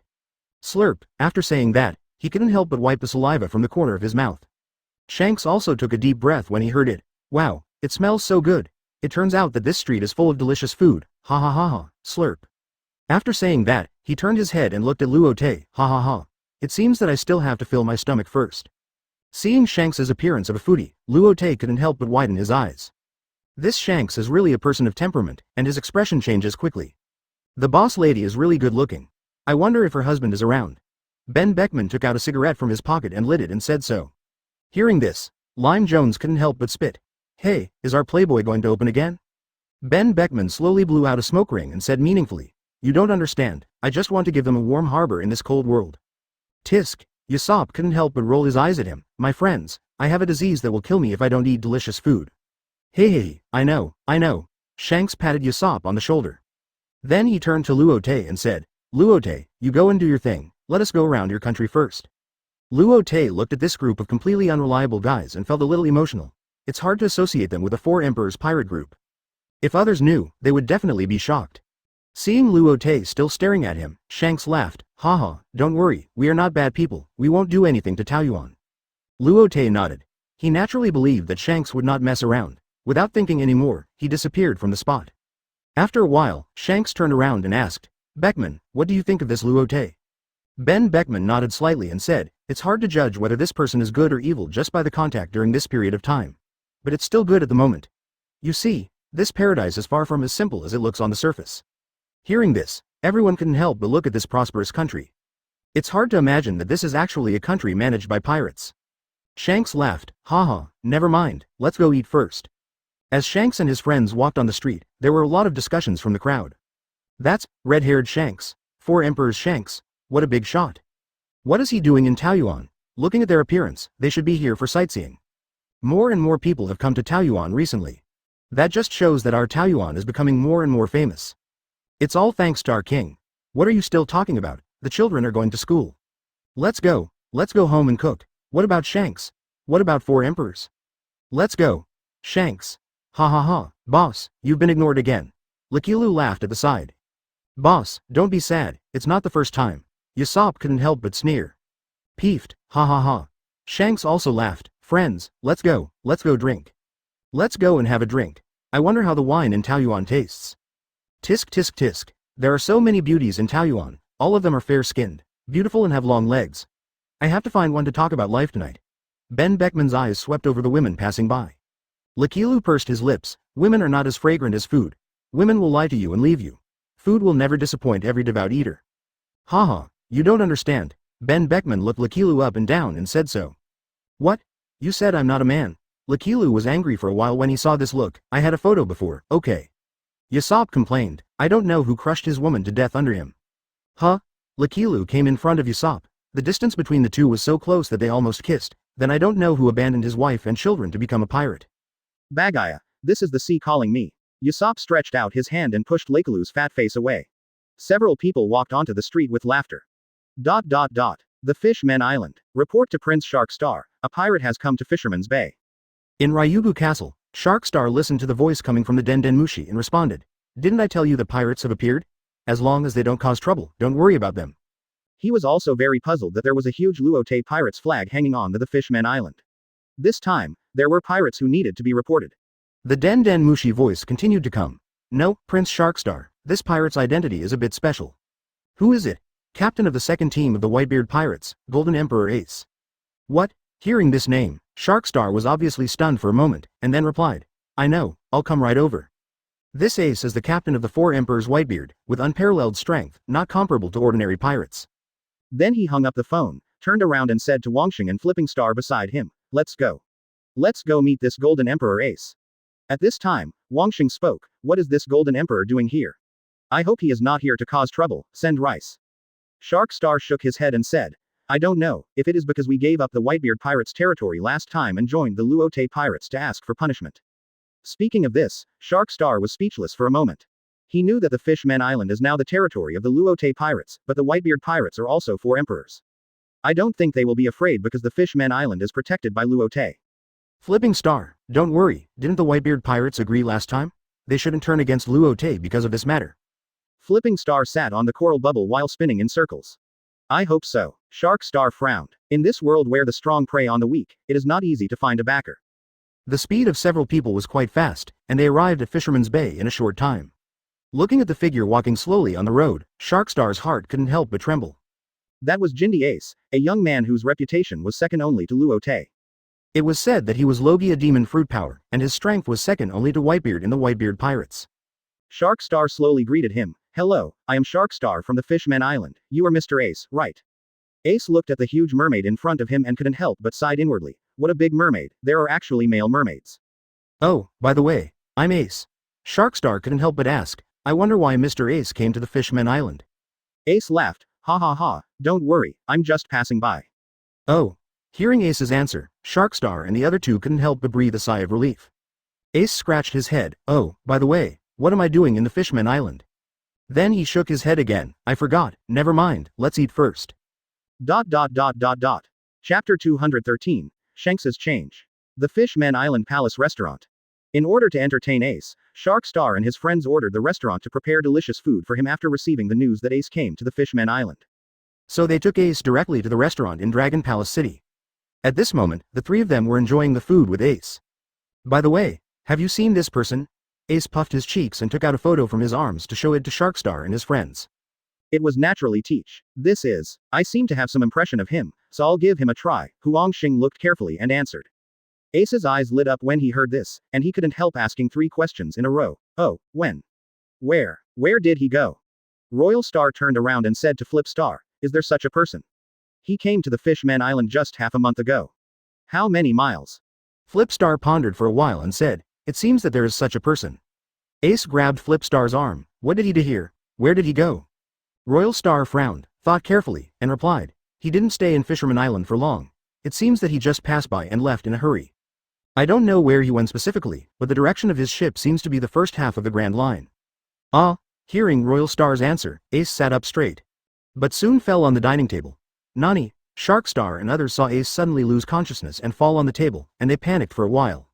You know, this is the captain of the second team on the Whitebeard pirates. If something happened on Fisherman Island, they would also face the wrath of 4 Emperors Whitebeard. That was not something they could afford. Sharkstar moved his ears. Wait a minute, listen carefully. Zzz. A faint snoring sound came from Ace's mouth. Sharkstar and his companions breathed a sigh of relief. It turned out that Ace was asleep. But even if Ace was asleep, the 3 of them could only sit quietly by the side, not daring to make a sound. For fear of disturbing this gentleman, after a long time. With the sound of snot bubbles bursting, Ace woke up slowly. Sorry, I just fell asleep. Where were we talking about? Sharkstar said. The person you were looking for didn't stay in the Fishman Island for long and left. Okay, thank you so much. At this time, a soft female voice sounded. That, Mr. Ace, have you seen my fiancé? Quote. Ace turned around and saw this huge figure. He naturally guessed that this was the mermaid princess. Fiancé? Princess? Who is the fiancé you were talking about? Shirahoshi's face turned red when he heard this, and he pointed his fingers in front of him. It's Lord Luo Te. Ace heard this and sprayed all the rice in his mouth on Fanchexen's face. Sorry, I couldn't help it. What can Fanchexen do? He can only hold back and wave his hand to show that it's okay. Ace continued to ask Shirahoshi, Princess, who did you say your fiancé is? Lord Luo Te. What? This time he heard clearly, and reached out to take out a Luo Te's wanted poster from his bounty, pointing to the photo on it. Is it this Luo Te? When Shirahoshi saw the photo on the wanted poster, his eyes lit up, full of longing. Yes, this is my fiancé. Ace was confused. He knew Luo Te had many women, each of them was as beautiful as a fairy. I didn't expect that even this mermaid princess was his woman? And how old is this mermaid princess? She is less than 15 years old now. She was taken in by Luo Te? Damn, his master is really amazing. He turned around and looked at the 3 people from Sharkstar with a puzzled look on his face. The Sharkstar people just shook their heads. They could only support Shirahoshi's decision, because Shirahoshi was their most beloved sister. Ace nodded. I've seen Luo Te. What's wrong? Hearing this, Shirahoshi looked hopeful, then Mr. Ace. Where is the fiancé Luo Te? Ace replied, it should be in Taoyuan, right? Shirahoshi tilted his head. Taoyuan? Is the fiancé doing well? Ace heard this question and said, he should be doing well. Is there a forest in Taoyuan? Taoyuan is the territory of the Luo Te pirates, one of the most prosperous countries in the New World. There must be forests and many beautiful scenery. Shirahoshi's big eyes flickered. A real forest, the kind with trees? Ace nodded. Yes, it's full of trees. Shirahoshi muttered, Fiancé, when will you pick Shirahoshi up to Taoyuan? Do you want me to call him and ask him to pick you up? Shirahoshi shook his head. No, the fiancé promised to pick me up. Shirahoshi went to see the real forest. If he didn't come to pick me up, he must be busy. He will come to pick me up when he is done. When Ace heard what Shirahoshi said, he had the illusion that Luo Te hurt Shirahoshi and abandoned her. But he knew Luo Te would not be such a person. However, with such a peerless beauty caring about her, Luo Te must be the happiest. He couldn't help but sigh in his heart. Luo Te, don't let such a good girl down. How have you been these days? Luo Te came to Shanks and asked. Very good. Very happy. Shanks and others have been in Taoyuan for more than half a month. During this time, they visited Taoyuan. Almost everyone has the idea of not wanting to go home. There are countless delicacies, endless amusement facilities, endless beautiful scenery, and dazzling beauties. Here you can get everything you want. People live and work in peace and contentment, transportation is convenient, and there are many things that are not available in other places. For example, schools, judicial offices, police stations, etc. Almost every place and every facility is an infrastructure to ensure the happiness of people's lives. They realized that the young man in front of them was not as young as he looked on the surface, and they had completely underestimated him before. They also knew that Luo Te was not just relying on passion, but really took action. Shanks put his hand on Luo Te's shoulder. Haha, you are really amazing. I apologize for doubting you before. Luo Te raised his eyebrows, and naturally knew that Shanks and others must have changed their minds after seeing Taoyuan. Oh, what's wrong? What do you think? Shanks sighed and said, I can't help you fight against the world government directly, but at least when you fight against the world government, I can help you contain some troubles. Luo Te's eyes lit up when he heard this. You have to think clearly. Once you make a decision, you will get on this pirate ship. Haha, you are right. Your destiny must be in your own hands, right? Chapter 214. Luffy goes out to CHP Pavilion X361 for Kun Hei Yi Bai Ji Bu Shing Dian Now 14 EK 1025 TU Yin Se D13 Dai Intel Core i5 Chu Li Chi Windows. Marijoy, Pangu City. A soldier knelt down in front of the 5 elders in the huge conference room. Report. Red-haired Shanks appeared in Taoyuan. What? Jupiter's face was quite gloomy. What is Shanks doing in Taoyuan? Come on. Drink more. At this time, in a large camping park in Taoyuan, Luo Te's group and the red-haired group were holding a grand banquet. Zoro raised his glass and clinked it with Lime Jones. Hey, what are you doing? Drinking big gulps, are you raising fish? Lime Jones looked drunk. Brother Zoro, I didn't expect you to have such a good alcohol tolerance at such a young age. Zoro raised his head and took a sip, and the wine flowed from the corner of his mouth. Ah, it feels good. Shanks stretched out his hand to hook Luo Te's shoulder, and sighed in Luo Te's ear. Hey, Luo Te, how did you make this wine? Luo Te laughed. The winemaking technology from Dahua country is naturally unique in the world, and just showing a little bit can cause quite a stir in the pirate world. Just tell me if you want it, and I'll give you a few boxes when you go back. Ha ha ha ha, that's what I've been waiting for you to say. Seeing Luo Te being so polite, Shanks was very satisfied. Luo Te pouted. He was sure that Shanks was a positive character now. Among the four emperors, Whitebeard and Shanks could be considered as Luo Te's allies. However, Kaido and Big Mom were still not sure where they stood. He didn't have time to care about them right now. 8 months later, East Blue Windmill Village on the coast. A boy wearing a straw hat stood on a small boat. Many villagers from the windmill village were gathered on the shore. The boy stretched out his hand to press down his straw hat, and said to the villagers on the shore, "Then, I'm leaving. Luffy. You kid, take care of yourself. Luffy, take good care of yourself. Remember to find a wife." Makino stood on the shore in an apron, looking reluctant. "Luffy, you have to take good care of yourself, don't catch a cold." Luffy raised his fists. "Oh, I won't catch a cold, Makino." The village chief stood by and changed his usual seriousness. He could only mutter, "Take care, Luffy." For a young man in the village to go out to sea to become a pirate, he wanted to stop it but was powerless. At most, he just complained that Garp did not do well enough, and would not blame Luffy, as long as they were happy. Just like Ace before, he could only wish them happiness on the sea. As the ropes that tied the boat were untied, the boat slowly left the coast and headed for the sea. Luffy waved goodbye to everyone, and the villagers also waved goodbye. Although Luffy usually eats a free meal in the village, sometimes he will make the village a mess. But it still can't change that he is everyone's favorite child in the village. Luffy turned around and looked at the beautiful scene of the endless water and sky in front of him, with clouds rolling in the sky and a few seagulls flying occasionally. For a moment, a heroic spirit was born from the bottom of his heart. Finally, I also went to sea. Luo Te and Ace are waiting for me. I will definitely not lose to you. The first thing is to gather partners. I want 10 people in a pirate flag. The first one is the chef, a great chef. Slurp, the next one is the musician. Pirates naturally have to sing at banquets. Yes, musicians are the most important. Luffy nodded, as if he had already seen the scene of musicians playing music at the banquet. Yoshi, Iku, I will be the pirate king. Luffy paddled with both hands and slowly went away to the sea. The villagers slowly went back until the boat disappeared on the sea level. It seems that our East Blue is going to have another great person. The sea is going to be restless again. I just hope Luffy is happy. ... The blue waves are rippling and the sun is shining. A small wooden boat is swaying on the sea. The waves gently hit the hull, making a soft sound, like the breath of the sea. In the distance, seagulls are circling in the air, occasionally swooping down, skimming across the sea, holding the gifts of the sea in their mouths. A melodious song came from the small wooden boat. Ah, ah, the island in the south is so warm, the pineapple is delicious, the head is hot, aho baga. The island in the north is so cold. At this moment, the sea level was suddenly raised. With a bang, the sea surface broke, and an extremely ugly and hideous sea monster appeared. A pair of scarlet eyes stared at the small boat in front of him, with an angry expression. He was sleeping soundly at the bottom of the sea, but suddenly there was a disgusting singing voice, which woke him up from his dream of going to the next step with the mother sea monster. How could it not be angry? Luffy stood up and turned back to face the sea monster. "Oh, it's you, the king of the sea." Luffy's tone was quite calm and nonchalant, as if he was greeting an old friend he hadn't seen for a long time. The king of the sea heard Luffy's tone and became even more furious. It was not only that the singing was bad, but he didn't even take such a majestic thing seriously. Suddenly it opened its bloody mouth and bit towards the boat. Luffy stretched out his hand to press the brim of his hat. "Haha, do you want to dance too?" As soon as the voice fell, a shave disappeared from the small wooden boat, and the figure appeared on the left side of the king of the sea's head. Armament color hardening. Then Luffy's entire right arm gradually became dark, shining with a terrifying dim light. The scarlet eyes of the king of the sea suddenly shrank, and Luffy's fist hit its head. With a bang, the king of the sea rolled his eyes and lost consciousness and fell on the sea. The huge body fell on the sea, splashing huge waves, and the small wooden boat was shaky. Luffy's figure instantly appeared on the boat again, and the water splashed his whole body. Oh no, the boat almost capsized. After saying that, he paddled the small oars and sailed away. Let's do the second paragraph again.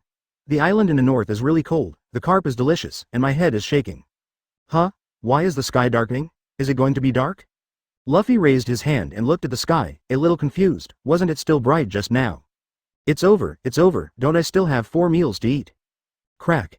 A dazzling lightning suddenly appeared, illuminating the entire sky. Then the tornado swept the entire sea with strong winds and heavy rain, gradually forming an Uzumaki with a radius of hundreds of meters, approaching the small wooden boat. The huge Uzumaki pulled the small boat. Not good. Luffy almost swung the small paddle in his hand to leave an afterimage, but still couldn't stop the vortex from swallowing. Never mind. He threw down the paddle and opened the wine barrel filled with fruit at the stern. He poured the only half barrel of fruit into his mouth, and then he got in. The moment he entered the wine barrel, the boat was swallowed by the vortex and shattered into countless pieces. Only a wine barrel was left undulating on the sea. Chapter 215. Unexpected visitors HP 23.8 Kunduo Heijo Mian Dian Now 24 CR008 HKD 13 Die Intel Core i3 Chu Li Chi Windows 11 Jia Yang Ban 23.8 inches, Dui Zhao. Thanks to the economic support of Golden City, the construction of Taoyuan has been progressing steadily. And now, the prosperity is even better than before. After so many months, even though the popularity of Taoyuan has dropped, the number of people coming to Taoyuan every day has increased instead of decreased. This also makes Taoyuan one of the best tourist destinations in the entire pirate world. There are countless immigrants from various seas, which has increased the population of Taoyuan several times. It is not an exaggeration to say that Taoyuan is now the most prosperous country in the entire pirate world. Is this Taoyuan? At this time, a tall and beautiful woman stood on the street at the entrance of Taoyuan Longan Island. Looking at the prosperous street scene and busy city in front of her, her face was full of shock. Is this still a pirate's territory? How can a country ruled by pirates be like this? It's incredible. The hustle and bustle of traffic can be seen everywhere, the sound of playfulness from time to time in the streets and alleys. The happiness on the faces of every resident. All of them show the prosperity of Taoyuan. In the guard hall of Longan Shangdora, a soft little girl's voice sounded. Wepa, a woman with extremely powerful momentum, appeared in Longan. Wepa turned around and looked at Aisha. Where is it? Longan Sand Country Yuba Zibalasi Street. Aisha jumped on the small stool and pointed to a location on the map. Wepa came to the location Aisha said, and saw the extremely tall woman at a glance. From this woman, you can still vaguely sense the extremely strong momentum. Obviously, that is his target this time. He walked slowly to the woman and saw her appearance clearly. The woman has an extremely beautiful face and a mole at the corner of her mouth. As the captain of Taoyuan's guard, Wepa naturally knew the woman in front of him, that is, Naval Headquarters Vice Admiral Guion. However, unlike the General Marine Vice Admiral, Guion did not wear a marine uniform this time. Instead, he came to Taoyuan in casual clothes, without makeup, without a mask, and with a well-known face. It was obviously a bit unexpected for him to appear naked in a pirate country like this. Marine and pirates are enemies, and he appeared directly in the enemy camp like this. He probably didn't come to cause trouble, nor did he come to secretly spy on Taoyuan's military information. Excuse me, lady, who are you looking for? Wepa didn't point out Guion's identity. Guion looked at the man in front of him, and his expression couldn't help but be amazed. This man is extremely powerful, and is infinitely close to the Admiral of Headquarters. But he is not a member of the Luo Te pirates with a bounty.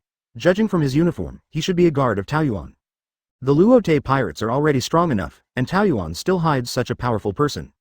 Even the strength of a guard is so strong, so the power that Luo Te controls is simply unimaginable. At this time, a big question mark appeared in her heart. What exactly does this Luo Te want to do? Originally, everyone thought that Taoyuan was planning to unify New World and then fight against the world government.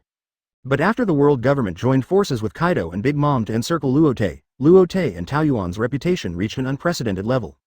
If anything was to be done, it would be the best time. At that moment, the world government also truly regarded Taoyuan as an opponent more threatening than the Revolutionary Army. At the same time, many agents and spies were arranged to keep an eye on and spy on Taoyuan's movements. Gradually, the world government found that the entire Taoyuan was like a stagnant machine. Completely content with the status quo, there were no major moves. At this point, the world government was relieved. In addition, the Revolutionary Army frequently made trouble during this period, so the world government's attention was shifted to the Revolutionary Army. Although Guion did not come with a mission this time, she could not help but marvel at Taoyuan's powerful strength. She had a very bold guess, that is, Taoyuan was holding back a big move, and this big move was naturally to deal with the enemies of Luo Te pirates. In the entire pirate world, there is only one person who can be regarded as an enemy by Luo Te's group world government. It turns out that the entire Taoyuan was not pressed the pause button, but was hiding its strength and secretly developing its own strength. Luo Te is not like a young man of this age at all. If other people achieve Luo Te's achievements, they will definitely not be so quiet, and they must want to go further. Unexpectedly, when Luo Te achieved such a high result, he did not rush for success and take further actions. Instead, he recognized his own strength gap and calmed down to develop himself. Having such a heart that judges the situation makes her feel particularly terrifying. But she was shocked and came to her senses, because all this had nothing to do with her. When she decided to go to Taoyuan, she had already submitted her resignation letter to Marshal Sengoku. Although it has not been officially approved, in Gion's heart, he is no longer a Marine. Hello, I am Gion, and I used to be a Marine. When Weiba heard this, he showed a strange look on his face. Oh, it turns out to be Momosagi Vice Admiral. I wonder what Vice Admiral has come to Taoyuan for? I am no longer a Marine. What? Weiba was very surprised when he heard this. Such a job that punches in and out on time and can eat royal food, just gave up like this? But looking at the expression on Gion's face, he shouldn't lie. Gion can also see the surprise on Weiba's face, and she understands it quite well. I am indeed here to find someone. When Weiba heard this and combined with Gion's extremely beautiful face, he guessed that he should be here to find Luo Te. So she asked, are they here to find our king? Gion shook his head. I wonder if Roronoa Zoro is still in Taoyuan? What, Zoro? Zoro and our king went to find someone. Gion's expression darkened slightly when he heard this. Originally, she thought that she would be able to meet Zoro after coming to Taoyuan, express her feelings to him, and then the two of them would live together. Unexpectedly, she came at the wrong time. Luo Te and Zoro actually left Taoyuan. Then I don't know when they will come back. Weiba shook his head. I don't know either, and I don't know who they're looking for. Looking at Weiba, he didn't seem to be lying. Gion didn't ask any more questions, but said, I am Zoro's fiancé. Ah, cough cough cough. Hearing this, Weiba was almost choked to death by his saliva. At the same time, Chunin couldn't help but give Zoro a thumbs up in his heart. Even the king didn't find a Marine wife, but Zoro actually hooked up with such a beautiful Marine, and the key is that the other party's identity is still the Vice Admiral of the Naval Headquarters. Niu boy, Zoro. Then I'll wait for him to come back. What, do you want me to take you around Taoyuan? Gion also refused. I'll go around by myself. She originally came to Taoyuan just to find Zoro, but the prosperity of Taoyuan aroused her great interest. Now that I'm here, I'll go around. I didn't dress myself up well when first was a Marine, and now I don't have to be timid. Chapter 216. Baboon with Sword Skills. Hello, are you Gion? Just when Gion was walking on the street, a clear female voice came into her ears. Gion turned around and saw two beauties. As the former Marine Vice Admiral, she certainly knew the two people in front of her, who were Nami and Ling. As the highest leader of the academy, Robin has always been a busy man. Hancock is now transforming the Nine-Snake Island. Having experienced the sweetness of love, she is ready to let the founding of the Nine-Snake Island fully integrate into Taoyuan. She can't be a selfish king, she wants the citizens to experience the taste of love. Vivi is spreading ideas, because the development of the Sand Country has dragged down the entire Taoyuan. As the princess of the Sand Country, she must work harder. And Nami only has a few hours a day to draw sea charts, so only Nami and Ling are the most idle among the girls. Every day, there is a lot of time to go shopping, and at the same time, they can also patrol the entire Taoyuan. Just now, they sensed a strong momentum in their observation hockey, so they came here together. After seeing the face of the person, they naturally recognized him. This was Marine Vice Admiral Gion. Oh, it's Fire Fist and White Fist. Long time no see. Gion also greeted them. She could feel the strong kindness coming from the two, so her tone was also very gentle. Knowing that Weiba had just contacted Gion and left, he must have eliminated the threat of Gion. So Nami and Ling were quite friendly. Although they were enemies in the past, they should be just travelers now. Are you shopping? Ling walked forward and asked curiously. Gion nodded. Yes, when first was a Marine before, I hardly went shopping, and I didn't buy a few nice clothes for myself. Oh, so it's buying clothes. Ling tilted his head. Yes, women should be nicer to themselves. Nami heard Gion's words clearly and asked in confusion, before being a Marine. Yes, I'm not a Marine now. What, you're not a Marine anymore? Ling was shocked. She didn't expect that this Marine would not be one anymore. What is your current identity? Nami asked. Gion thought for a moment. Me. I should be considered a civilian now. What are you doing in Taoyuan this time? You're not really just here to go shopping for clothes, are you? Nami's voice was full of vigilance. Such a beautiful woman came to Taoyuan on purpose, and her purpose must not be simple. She said that she was no longer Marine, and she didn't know how to verify this statement. However, Taoyuan was not afraid of the enemy's undercover, so he was not worried at all that Gion was here to spy on military intelligence. What she was afraid of was whether Luo Te ran away secretly again and spared her. I'm here to find Roronoa Zoro. Nami and Ling were stunned, but they were relieved. It seemed that she was not here to find Luo Te. Are you here to find Green Algae Head? Ah, Zoro. Ling asked again in shock. Gion nodded. Yes, Nami and Ling were stunned. As women, they naturally heard the deep love in Gion's tone. They didn't expect that the green algae-haired guy who only knew how to practice and was always depressed would actually be liked by a woman, and he was a Marine Vice Admiral. Gion naturally saw the shock in Nami and Linger's eyes, and laughed and said, "You also find it incredible. Zoro and I only met once, but love is like a tornado, I can't stop it." Nami said, "Then you have to work harder, the green algae-haired guy is like a practice machine, he won't even look at a woman." Gion raised his pink fist, "Ha ha ha, even if she is 1,000-year-old ice, I believe I can melt her." "Then come on, I believe you, let's go shopping first." Linger reached out and took Gion's arm. "It's just that the height difference between the two looks particularly cute. It feels so gloomy, does Mihawk live here?" Zoro looked at the giant building in front of him that looked like it was located in a cemetery, and felt a little scared. Luo Te stood beside him and nodded, "Yes, I have sensed that he is in that castle." Zoro's eyes lit up, and his right hand unconsciously put on the handle of the knife. He was about to lose his will to fight. Luo Te controlled the sky-breaking number 1 to slowly land on the coast. Just as the two got off the boat, they felt many powerful oars rushing towards the coast in their observation color. "Is something coming?" Zoro directly pulled out the silence and held it in his hand. Those oars were extremely fast and appeared in front of the two in a short while. "What is this?" Seeing the figure in front of him, Zoro was stunned. A group of baboons holding knives appeared in front of the two. Zoro's hands were shaking, not afraid, but just feeling a little suspicious. Hey, is this a baboon? Why are they holding a knife?" Luo Te coughed, "They are really baboons." Just as Zoro was still immersed in shock, a sword energy shot towards Zoro. Zoro raised his hand and chopped it into pieces, and in an instant, a little starlight was scattered in the gloomy space. Flying slash. Are you kidding? The fact that the baboon held a knife was enough to shock his three views, and what was even more unexpected was that the baboon could actually perform a flying slash. Then he saw that some baboons held knives that looked exactly like the Black Knife Knight. Are these baboons all learning from Mihawk? Luo Te nodded, it seems to be the case at the moment. Zoro could clearly sense that there was a very strong breath in the gloomy castle, which should be Hawkeye Mihawk. He could sense Mihawk's breath, and Mihawk could definitely sense himself. Mihawk did not make any move. Did he have to defeat these baboons to see Mihawk? Thinking of this, he pulled out the flowing light again. He rushed into the baboons in a few steps. He fought with the baboons. For a while, the sword flashed on the field, illuminating the gloomy ruins. At this time, inside the castle, Mihawk was holding a cup of coffee. Luo Te, the other one should be Roronoa Zoro. He took a sip of coffee. Haha, are you here to challenge me? Roronoa Zoro. He sensed the situation on the battlefield again and shook his head, "You are really strong, Zoro." After that, he carried Yi on his back, slowly stood up and walked out the door. "Hey, it's endless, right? Hoo-hoo," Zoro panted. "These baboons are like cockroaches from immune to death, and there are so many of them. If you knock them down, many more will appear. Even an Iron Man will get tired." Luo Te had no intention of taking action at all, but just sat quietly on a big rock. At this time, he had sensed Mihawk walking towards the coast. Chapter 217. Zoro vs Mihawk. A bright and huge slash came towards the two of them. Wherever the slash passed, it was like a knife cutting tofu, leaving a bottomless gully on the ground.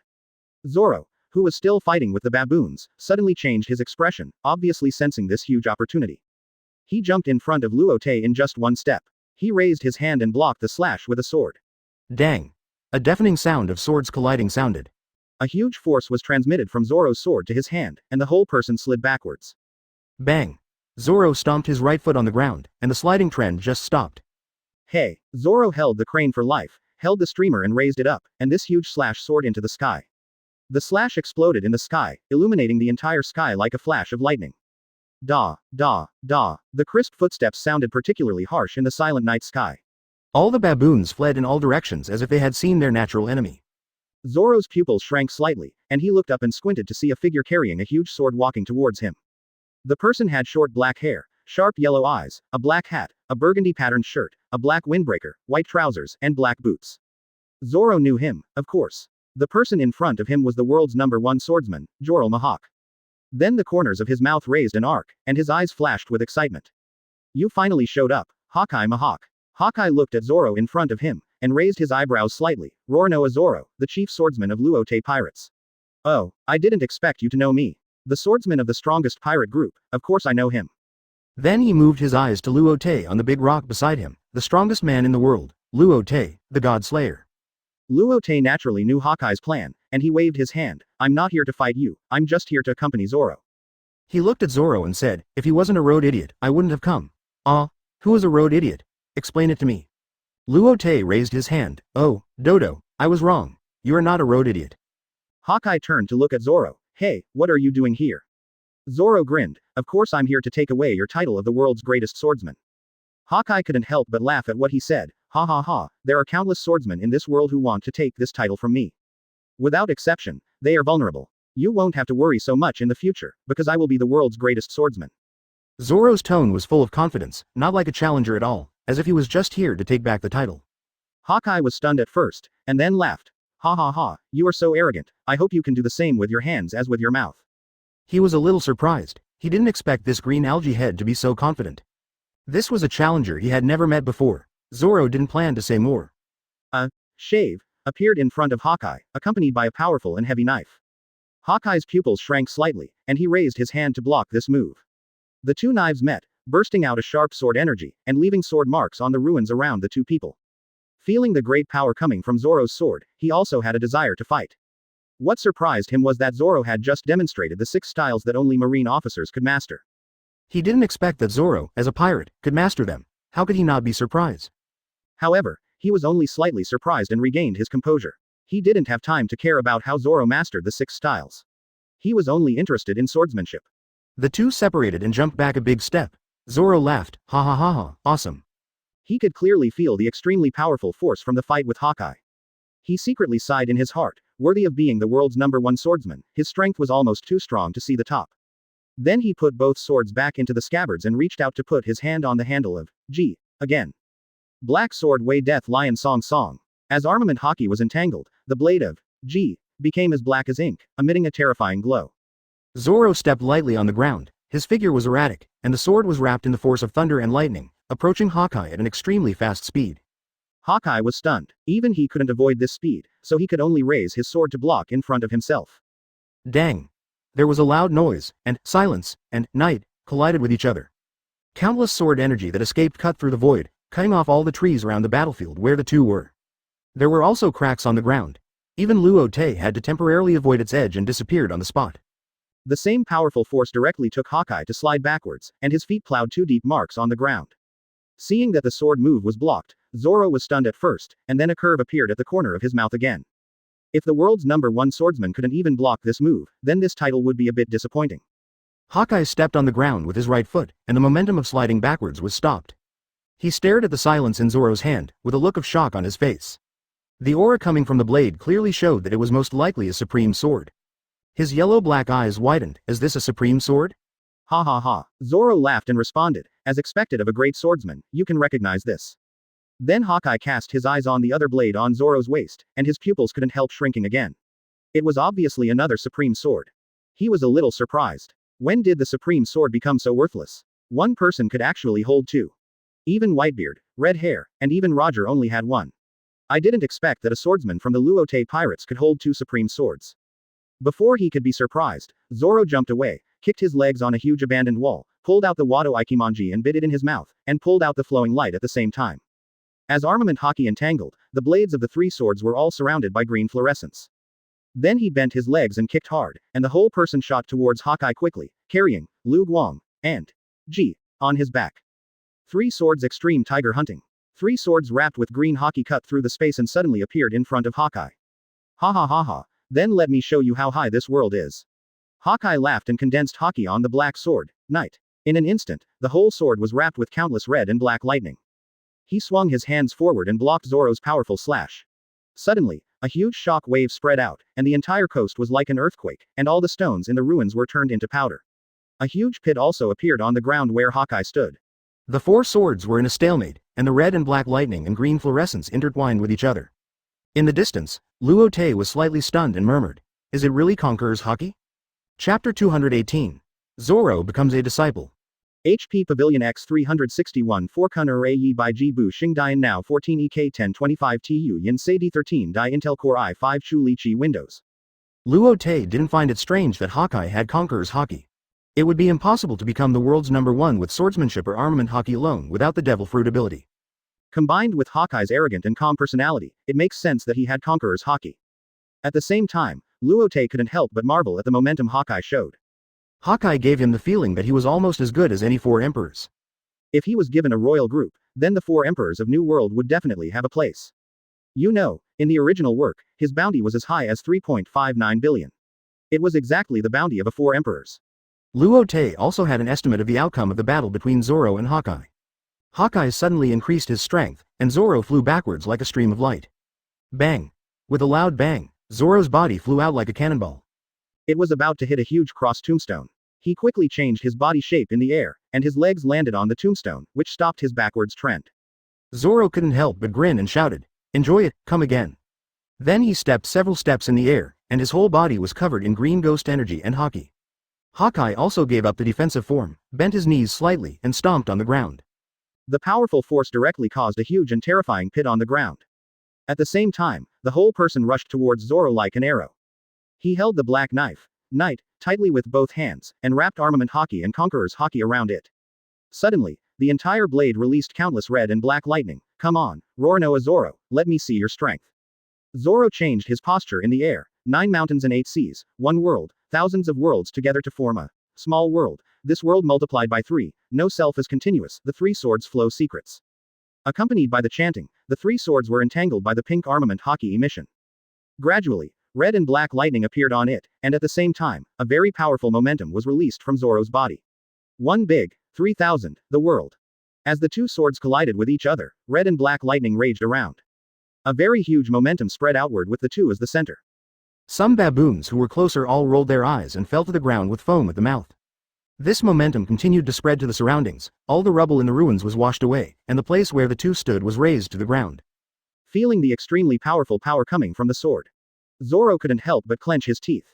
He felt that his whole arm was shaking and spreading throughout his body, making him feel like his whole body was about to fall apart. After a stalemate of dozens of seconds, Zoro was still defeated and retreated dozens of meters. Hawkeye could no longer remain calm at this moment, and was extremely surprised. "Roar Noah Zoro. Didn't expect you to know Conqueror's haki." Hearing this, Zoro was confused. "What are you talking about?" And Luo Te, who was hundreds of miles away, also felt the powerful momentum coming from the battlefield between the 2. He was naturally very clear about the momentum that Zoro had just burst out. That was Conqueror's haki. It can be seen from the momentum that Zoro burst out that there was no rules in it, just the simple release of Conqueror's haki. He didn't go through much training. I remember that Zoro had already shown that he had Conqueror's haki in the original work. For someone who aspires to become the world's greatest swordsman, it is natural for him to have Conqueror's haki. This time, he is clearly truly awakened. When Hawkeye learned that Zoro possessed Conqueror's haki, his fighting spirit was raised to a new level. Then the 2 fought again. For a moment, the whole ruins were filled with the sound of swords clashing and the momentum of haki entangled. For a long time, a shout came from the battlefield. "Then come and surpass me, roar Noah Zoro." At this point, the 2 fought and Luo Te returned to the battlefield. The ground of the entire ruins was cut down by dozens of meters. Now there is a huge basin with a radius of 5 kilometers.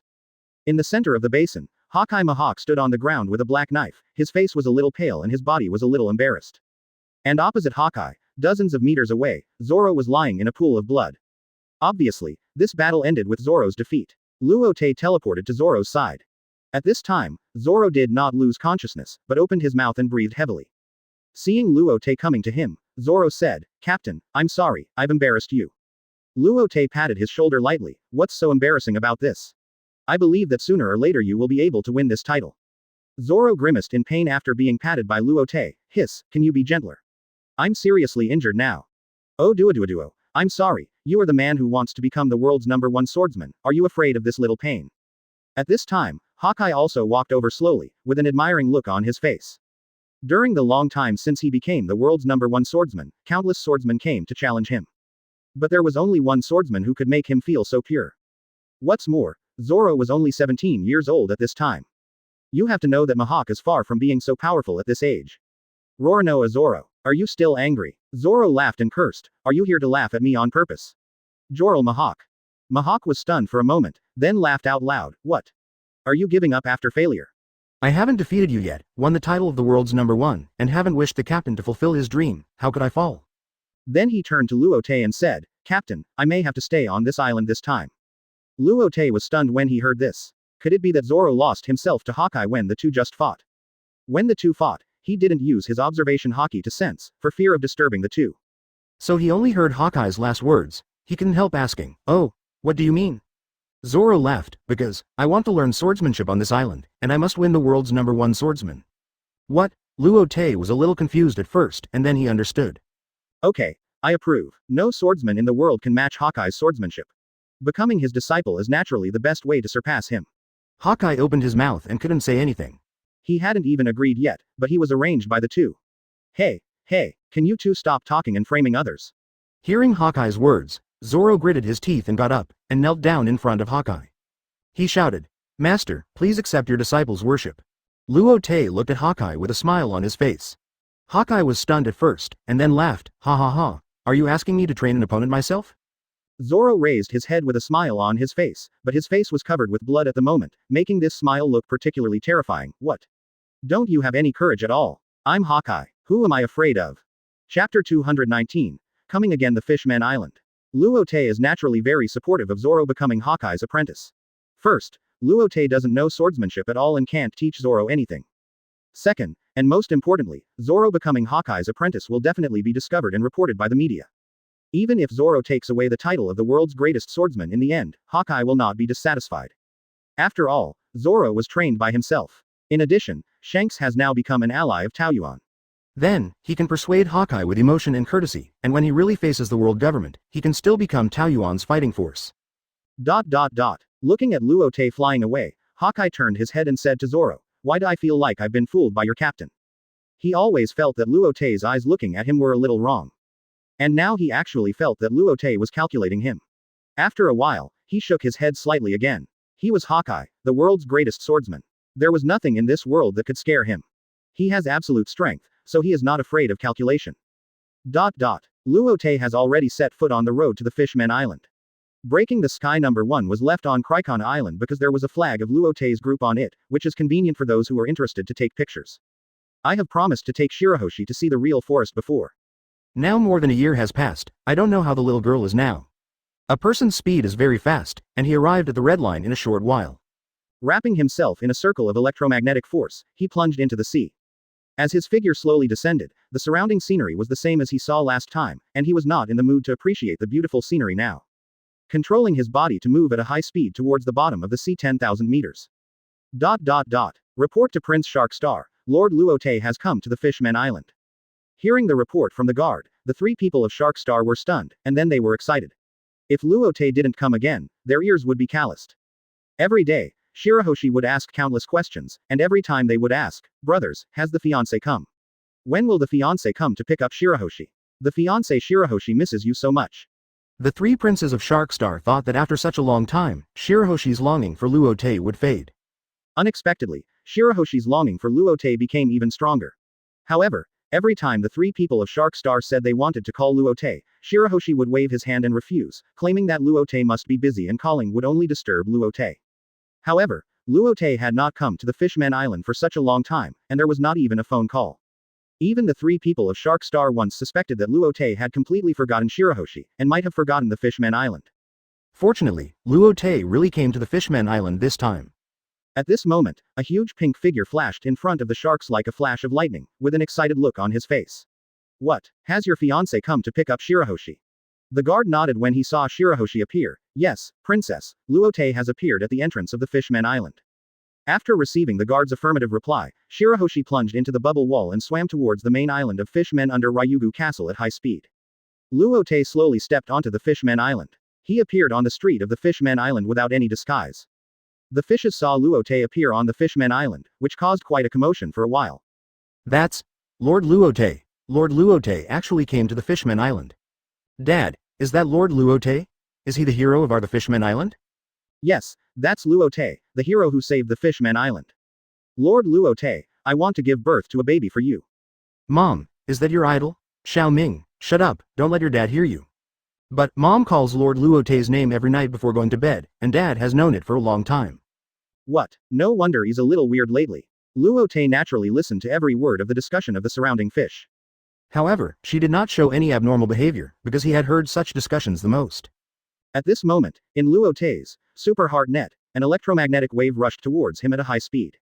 In the distant sky, a small black dot gradually enlarged and gradually turned into a pink figure, which was naturally the contemporary mermaid princess, Shirahoshi. When Shirahoshi was still dozens of meters away from Luo Te, she heard a lively voice, "My fiancé, you are finally here." When she came to Luo Te, she reached out and held Luo Te in her palm and gently pressed it against her face. "Ah, that's the princess. Princess. The relationship between the princess and Luo Te seems to be unusual. Nonsense, didn't you hear Princess Shirahoshi call Luo Te her fiancé? What? Is Luo Te the fiancé of the commoner princess? So happy, it's so close, I'm really envious. In response to the surrounding discussions, Shirahoshi's face was like a red apple that had just been picked. Luo Te could only take Shirahoshi and disappear from the spot. Luo Te, you finally showed up. You don't know that Shirahoshi has been talking about you in our ears. Shark Star said this while looking at Luo Te in Shirahoshi's palm. Luo Te scratched his head. I'm sorry, Shirahoshi, I'm late. Shirahoshi shook his head. No. No matter how late it is, Shirahoshi is willing to wait for the fiancé. Hearing Shirahoshi calling the fiancé, Luo Te was a little uncomfortable for a while. Shirahoshi, don't call me fiancé. Hearing this, Shirahoshi burst into tears in an instant, and tears as big as a basin fell down. Does the fiancé not want Shirahoshi? Luo Te held his forehead. No, Shirahoshi, I want you, I want you. Shirahoshi wiped his tears and looked at Luo Te, and asked. Then why don't you let Shirahoshi call you like that? Have you seen any couples on the street calling each other fiancé and fiancé? Shirahoshi tilted his head and thought for a while, then asked. What are they called? It's all called by name. You can just call me Luo Te, and I'll call you Shirahoshi. Shirahoshi pouted, but this is no different from ordinary friends. As long as we have each other in our hearts, no matter how we call each other, the feelings between us will not be dispersed. Oh, Luo Te, ah, Luo Te, ah. Shirahoshi's soft voice is particularly lively, just like a waterfall in the mountains hitting the stone, which is particularly beautiful. Every sound touched Luo Te's heart, and the two of them made the three princes of Shark Star and Neptune's teeth almost fall out. Luo Te couldn't help but sigh. This Shirahoshi is really simple. He reached out and took out the transformation pill, rewarded by the system last time from the system space. He had a strong hunch that this was specially designed for Shirahoshi. He handed the pill to Shirahoshi and said, Shirahoshi, this is the transformation pill. If you eat it, you should be able to change between humans and mermaids. Shirahoshi gently held the pill between his index finger and thumb. Neptune quickly reached out his hand. Wait. But before he could finish his words, Shirahoshi swallowed the pill. Then, a purple light gradually surrounded Shirahoshi's body. Chapter 220. Ability to enlarge and reduce. HP 23.8 Kun Duo A Yi Zhou Mian Dian Now 24 CR 0008 HKD 13 Die Intel Core i3 Chu Li Chi Windows 11 Jia Yong Ban 23.8 inches Dui Zhao. Neptune frowned when he saw this. Shirahoshi is an ancient weapon. I wonder what kind of pill Luo Te gave him. Is it an obedient pill? No, Shirahoshi doesn't need any obedient pills now. He has completely obeyed Luo Te's orders. What kind of pill is that? The people on Shark Star didn't know that Shirahoshi was an ancient weapon, but they completely believed in Luo Te and believed that he would not do anything that would be detrimental to Shirahoshi. They only thought that the pill could turn Shirahoshi into a human form. So at this moment, they were looking forward to what Shirahoshi would look like after turning into a human form. At this time, Luo Te was also looking forward to Shirahoshi's changes. If he could really turn into a human form, would he be a giant? How could he communicate with him? Bah. What are you thinking about when you were still young, Luo Te? Under the shocked eyes of everyone, Shirahoshi's figure gradually became smaller, and Luo Te also fell to the ground from Shirahoshi's hand. Get bigger or smaller? Luo Te was a little surprised to see this scene. The purple light did not disappear, and Shirahoshi's figure continued to shrink until it was completely invisible. Nani, where is Shirahoshi? Neptune and his companions were shocked to see Shirahoshi disappear. Luo Te pointed to the small pudding dot on the ground in surprise. Shirahoshi has become smaller. Everyone looked over carefully and saw Shirahoshi, who was as small as an ant. They were stunned for a moment. What's going on? Neptune was stunned. How could such a big mermaid become so small? Shirahoshi could still be vaguely identified from his body and appearance, as if he had just shrunk proportionally. The three princes of Shark Star were also extremely shocked. What kind of magical pill was this that had such an effect? Several people became extremely worried again, wondering if this would hurt Shirahoshi. Lord Luo Te, what happened to Shirahoshi? Will it hurt her? Neptune looked worried, because that was his daughter. But the one standing in front of him was Luo Te, the strongest man in the world. He didn't dare to get angry directly. Luo Te shook his head and replied, Shirahoshi is fine, this should be a kind of ability. Then he squatted down and looked carefully at Shirahoshi, who had become extremely small, with a look of surprise on his face. Originally, he thought that this transformation pill could allow Shirahoshi to transform into a human body. He never thought that it would become like this. Let alone communicating feelings, even normal life has become a problem. One might even break up with the Fishman Island. He gently stretched out his hand and held Shirahoshi in his palm, and looked at him carefully. It must be said that Shirahoshi, who has become so small, is also particularly cute. He shook his head, stopped thinking about it, and shouted to Shirahoshi. Shirahoshi, can you hear me? Are you feeling uncomfortable? Neptune and others also hurried forward. Shirahoshi, are you still Shirahoshi? Sister, can you hear me? Can you hear me? Family duo? Several people shouted Shirahoshi, and her every move was on everyone's mind. Shirahoshi didn't feel uncomfortable at all. She was happily spinning in Luo Te's palm, curiously looking at her body. After hearing the voices of Luo Te and others, she looked at Luo Te's face. Shirahoshi can hear me, Luo Te. Neptune and others were relieved when they heard Shirahoshi's voice and tone, which were the same as before. The other half was worried that Shirahoshi could not restore his body. In fact, Luo Te was not sure at this time, and didn't know if he could change back. Shirahoshi, can you try to change back to the way he was before? Bai Shin tilted his head and thought for a while, and said, I seem to be able to control the size of my body. As soon as the voice fell, Shirahoshi jumped directly from Luo Te's palm to the ground. Then a lavender light lingered around his body again. Gradually, as the light grew larger, Shirahoshi became 1 meter tall, 2 meters tall, 5 meters tall, and finally 12 meters tall. That was also Shirahoshi's original height 2 years later in the original work, which was a little taller than her height before she took the transformation pill. Seeing this scene, everyone finally breathed a sigh of relief. Luo Te, brothers, and father, I seem to be able to continue to grow bigger. Shirahoshi's voice came again, and his huge body continued to grow. 20 meters, 50 meters, 100 meters. Until 500 meters, it stopped. Luo Te couldn't help but widen his eyes at this time. This is the huge body that only medium and large sea kings have. Looking up at the big white rabbit like a mountain, he couldn't help swallowing his saliva, and his heart was extremely shocked. But Shirahoshi's next words shocked everyone beyond words.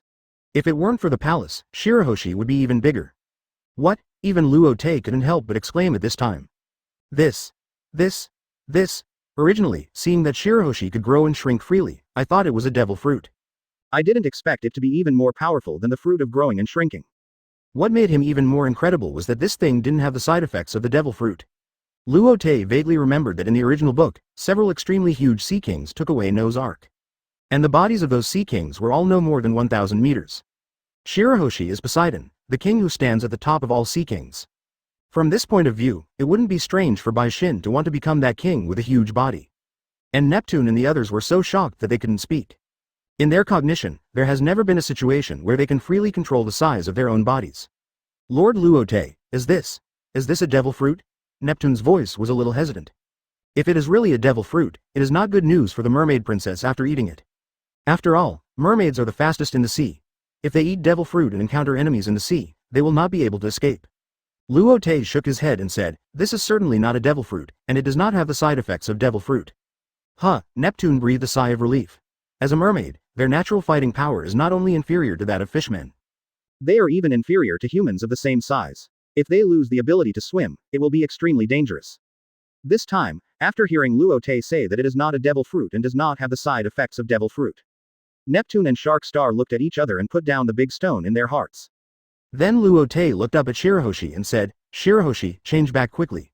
Oh, okay, Luo Te. As the voice fell, a lavender light lingered around Shirahoshi. Gradually it shrank. Finally, she became a mermaid with a height of only about 1.7 meters. Seeing everyone's doubtful expressions, Shirahoshi blushed. I think this size is more suitable for Luo Te. Luo Te was happy at first, but then he became a little worried. Shirahoshi, will you feel uncomfortable like this? Bai Shin tilted his head. No, I feel that no matter how big or small I become, it has no effect on my body. Then, can you turn into a human form? Gulp. After saying that, Luo Te swallowed a mouthful of saliva. Shirahoshi closed his eyes and thought carefully, then shook his head. Luo Te, I seem to be able to only control the size of my body, and I can't turn into other species. Luo Te couldn't help but curse in his heart when he heard this. Damn, system, you dog, are you cheating the host like this? ...